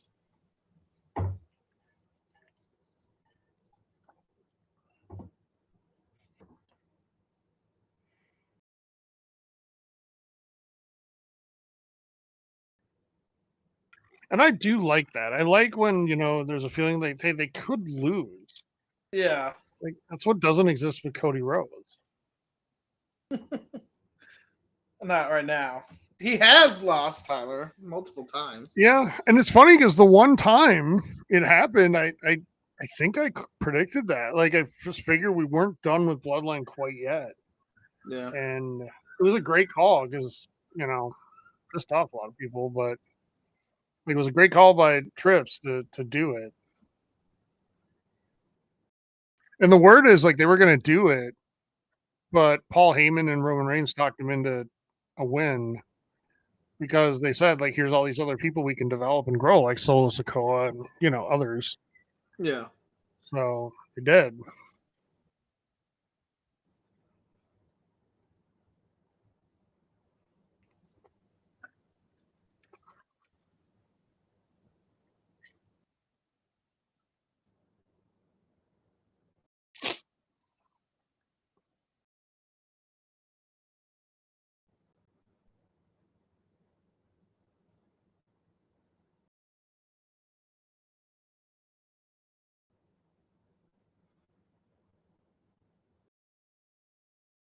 We're going to get we are going to get a weird show of respect. Okay.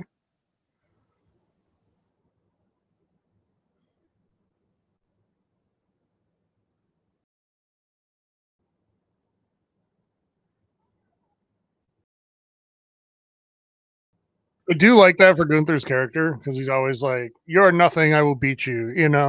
Yeah.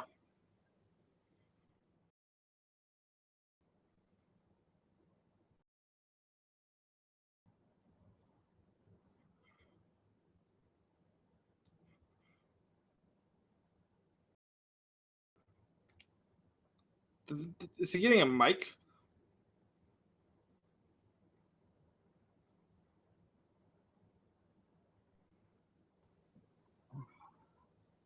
No, guess not.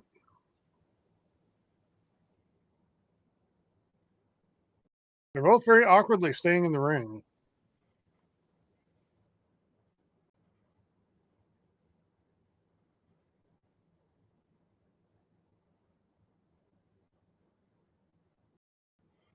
Well, all right.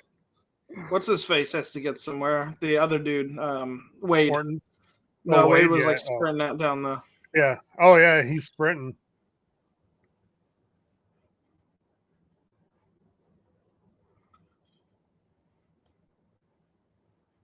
Did it feel like Hogan Rock at WrestleMania? Yeah, I fucking say Miz. Come on. Hilarious. Okay, Steven, let's recap this thing. First match of the night, Cody Rhodes and Kevin Owens. What do you rate that match? It was okay. It was 3 stars. Like, it wasn't anything like crazy special. That's right too. It was a little bit like setting up for the future, I think, but then they didn't turn on him. So maybe what you were predicted, where he gets turned on SmackDown this week, happens. Yeah, it was fine for what it was. Weirdly, well, I'll wait till the end. But yeah, 3 stars. Yeah, same. It was what we were expecting, right? Like nothing new. Although I was thinking Kevin might pull a bit of a turn here at some point, but yeah. Elbow Fire and Isla and against Jade Cargill and Bianca Belair. Belair and Cargill pick up the tag titles. What'd you think? I thought it was a decent match. Like, it was fine for what it was. I guess it's kind of forgettable because I don't remember much of it except for Bianca got like, took a lot of the brunt of the attacks, and then Jade come in and did some decent stuff. I did like the finisher. Yeah, I mean 2.5 stars. Okay. I enjoyed it though, like, for what it was. Yeah. Like, I was expecting less. The fact that it was forgettable, and maybe 3, I don't know. I don't remember anything besides the finisher from the match. Yeah, kind of the same. Well, aside from the really dramatic diving tag, and then yeah, but that's just because we love making fun of those. Yeah, I know. A lot of using Bianca's hair by on there, but yeah, a lot of hate crimes going on. You got Gunther in the ring here after. Oh, I turned Peacock off. Oh, speaking to the crowd. Yeah, that's what I figured was happening. But it's being interviewed. He's not, Mm-hmm.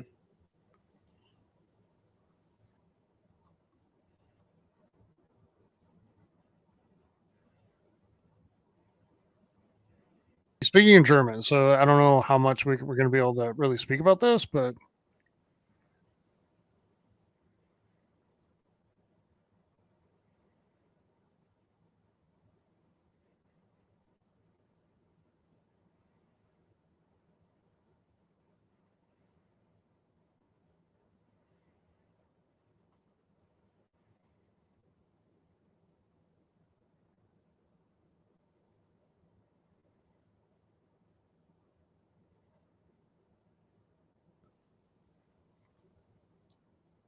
so I told you I took some German in college, right? And there is you can study it from afar, like as much as you want. But when you hear a native speaker in the speed with which they're speaking this language, it's hard.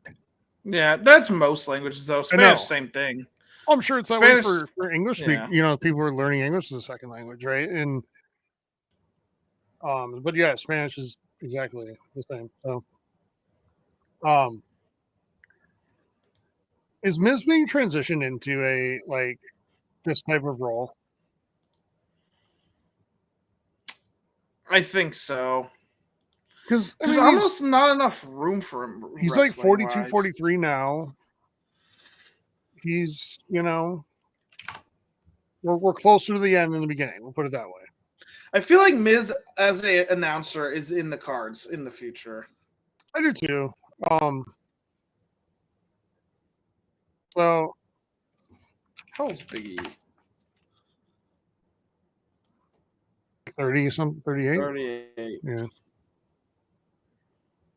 Okay. Up next, Punk and McIntyre strap match. Punk is victorious, giving McIntyre a go to sleep before each ring post he hits. What'd you think? It's my favorite match of the night. It was a 4-star match. Like we talked about strap matches sometimes are stupid. This one, they did it right. Including the little go to sleeps after every time he hit the button, or before, I guess, every time he hit the button or the corner. I liked it a lot. It was a good match. I buy that you hate both of them, or both of them hate each other. It was a fun match. It was a fun match. Yeah, I'll go even a little bit higher, Steven. 4.5 for me. I think it was exactly what it needed and should have been. Yeah, I totally buy these two hate each other. It's great storytelling by two of the best in the business right now.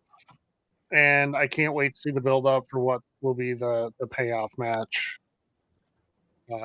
Presumably in Hell in a Cell, right? I wouldn't be surprised if it's set up on Monday already. So, okay, up next, the mixed tag match. The Terror Twins getting their revenge against Dom and Liv. What'd you think? It was pretty good. I don't know if I love the fact that the Terror Twins won, but it was good. Rhea got her revenge. Damian didn't. I think we're getting a Rhea Liv match soon. Probably Bad Blood. Actually, I'm guaranteed it's at Bad Blood. I think Damian gets Finn at Bad Blood too, potentially.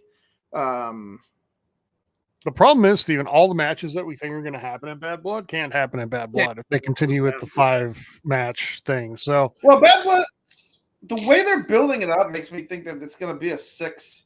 Might be more of a major one, maybe. Yeah. Also, it'd be really fun if Kevin Owens came and attacked Cody Rhodes right now. Would, yeah. But I don't see it happening. Yeah, I don't know. It was fine. 3 stars, maybe 3.5. I liked it. It felt like the main event of a Raw match, though. Yeah, I mean, aside from the ending, I thought the final couple minutes were really good. I don't know. It's what the story needed, I suppose, at this point. Yeah. But you're right. Like, this could have been done on a Raw and been all right. Mostly because I don't think this is the last match that needs to happen for either of our protagonists, or in your world, the villains. It's not my world. Yeah. It's the facts. Okay. All right. I'm not saying that Liv and Dom and Finn and all them are like good guys in this, but I'm saying that Damian deserves it. Okay. And I'm saying Rhea also kind of deserves it. I mean, that's a definite take that you can have, and I do see some merit in it for sure. But this isn't the end game for either of those characters. Yeah. So we're not done with any of these. I feel like the nearest ones that are gonna get like, I think Dom's kind of gonna be exited out of this story in the near future. Maybe I could see that.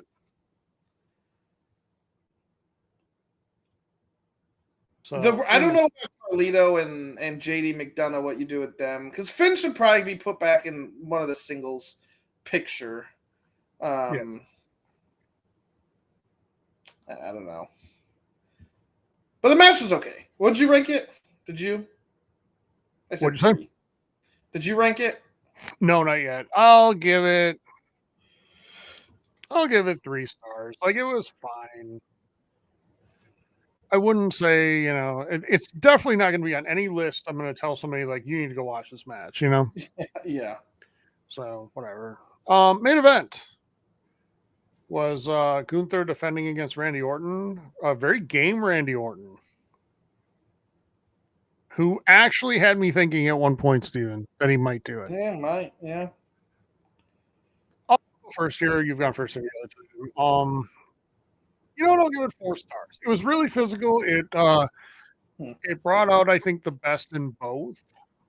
And yeah, I mean, it in the kayfabe injuries throughout actually played a role in the match. Like, it helped tell the story.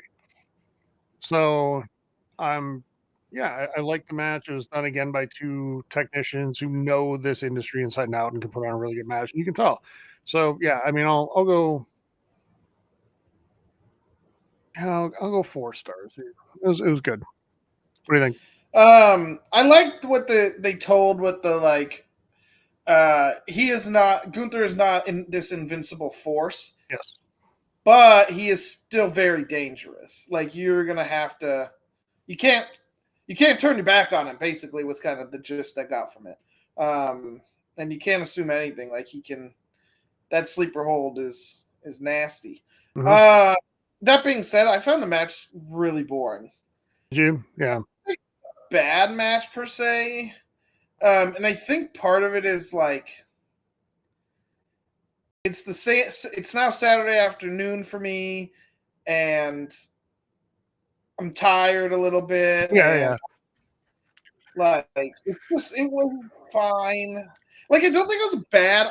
I was saying 3, maybe 3.5, but I'm gonna stick with 3. It's funny. I liked the middle matches way more than either of the main event or first match. Like by a lot. Yeah, same. The strap was by far the best of the night. Yeah. Even the tag matches I enjoyed more than the 2. Mm-hmm. And it was the lack of stakes, right? Like I actually believed either of them could have won the tag belt.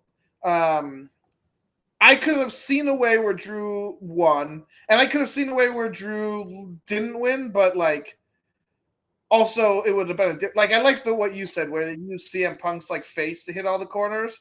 And then Punk technically wins, but it just would have been a like. But I think what happened was fine. And then the mixed match was kind of fun. Like again, I think it would have been better if you didn't have Rhea beat Liv. But I think this maybe gives more credence to Rhea is the one who should be facing Liv for the belt next time. Like because if Liv won, she could argue that it should be someone else. Like I've just beat her twice. Like what do you mean? I like wrestling her again? No. Whereas Rhea can be like, I won, I deserve a match. And if you can have her compete for it in the next week or 2. But anyways, yeah, the middle matches to me were better than the bookends. The one thing I'll say, like you said something about the last match that I just want to hit on for a second, and as I think it has merit. You said it was a little bit more boring, and I get that. I know you generally like a little bit more pace, like quicker pace, to some of the matches. Here I think you've got 2 people like Randy Orton when he was young could move around the best of them, but he's not anymore. He's 40 something now. In his mid 40s. He's coming off like I said, major back surgery. Like he's not that guy anymore.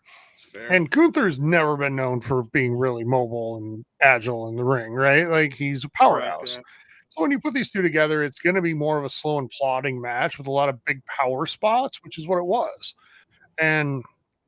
But I can see where some people might, say, and I totally understand now, even if this wasn't in Germany soon, why this match didn't go first. Mm-hmm.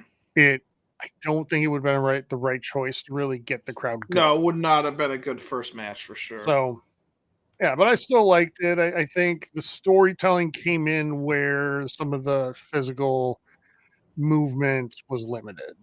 So, about that. Overall, what are you scoring this?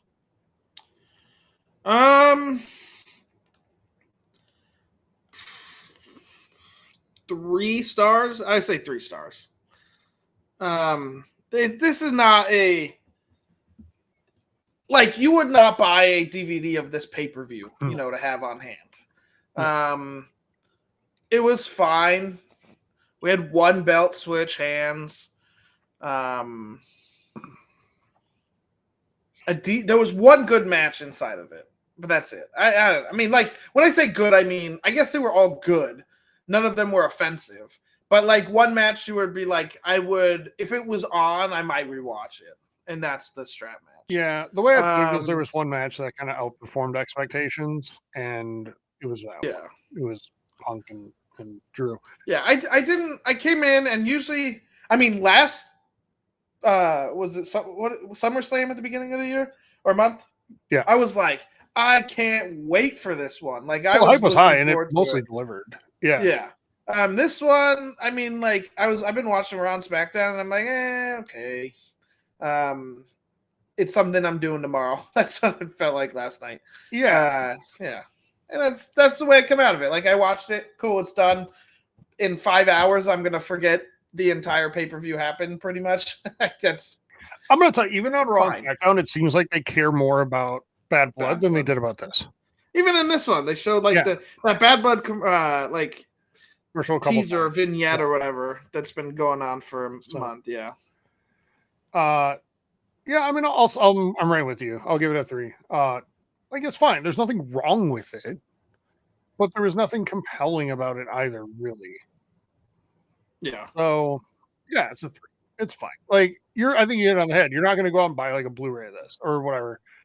You're not going to sign up for Peacock just to get Bash in Berlin 2024. Correct. Especially now that Peacock's more expensive. Did you notice that, by the way? I did see that when I was doing my budgeting. Mm-hmm. That was fun. I'm glad I'm paying more for the premium so I can get more vignettes. I do feel like those have gone way down since Vince left. Yeah. But still, when they do ads, we get the like summary of the storyline, you know? It's still like, and I honestly prefer the ads at some point. I feel like there should be a perk to, you know, paying extra money, I guess. I don't know. Is that too capitalist to me? I don't know. But it's not a donation by me either, Steven. I don't yell at me. I'm not like saying. I know I'm arguing against the person that's going to tell me whatever. So anyway, up next for us for WWE will be Bad Blood. And check out that week. We'll have a predictions video going up, as well as do another one of these watch-alongs for the pay-per-view. And then after that will be a Saudi show and then Survivor Series. But we will have coming up this week, if you're a football fan, football season's right around the corner, we'll have a tier list of football teams, but it's a little different, right? It's not just talking about who are the best teams and whatever. We're going to do it a little bit differently, so check that out. And, of course, our normal podcast on Tuesdays. We'll be live for that. Talking Call of Duty, I'm pretty sure Steven will be a heavy topic this week, and probably some other things. My favorite episode of the year. So we'll be diving into all of that, as well. Look for some other videos coming out on lots of different things. So, all right, thanks everybody for joining. I hope you enjoyed Bash in Berlin. Let us know what you think.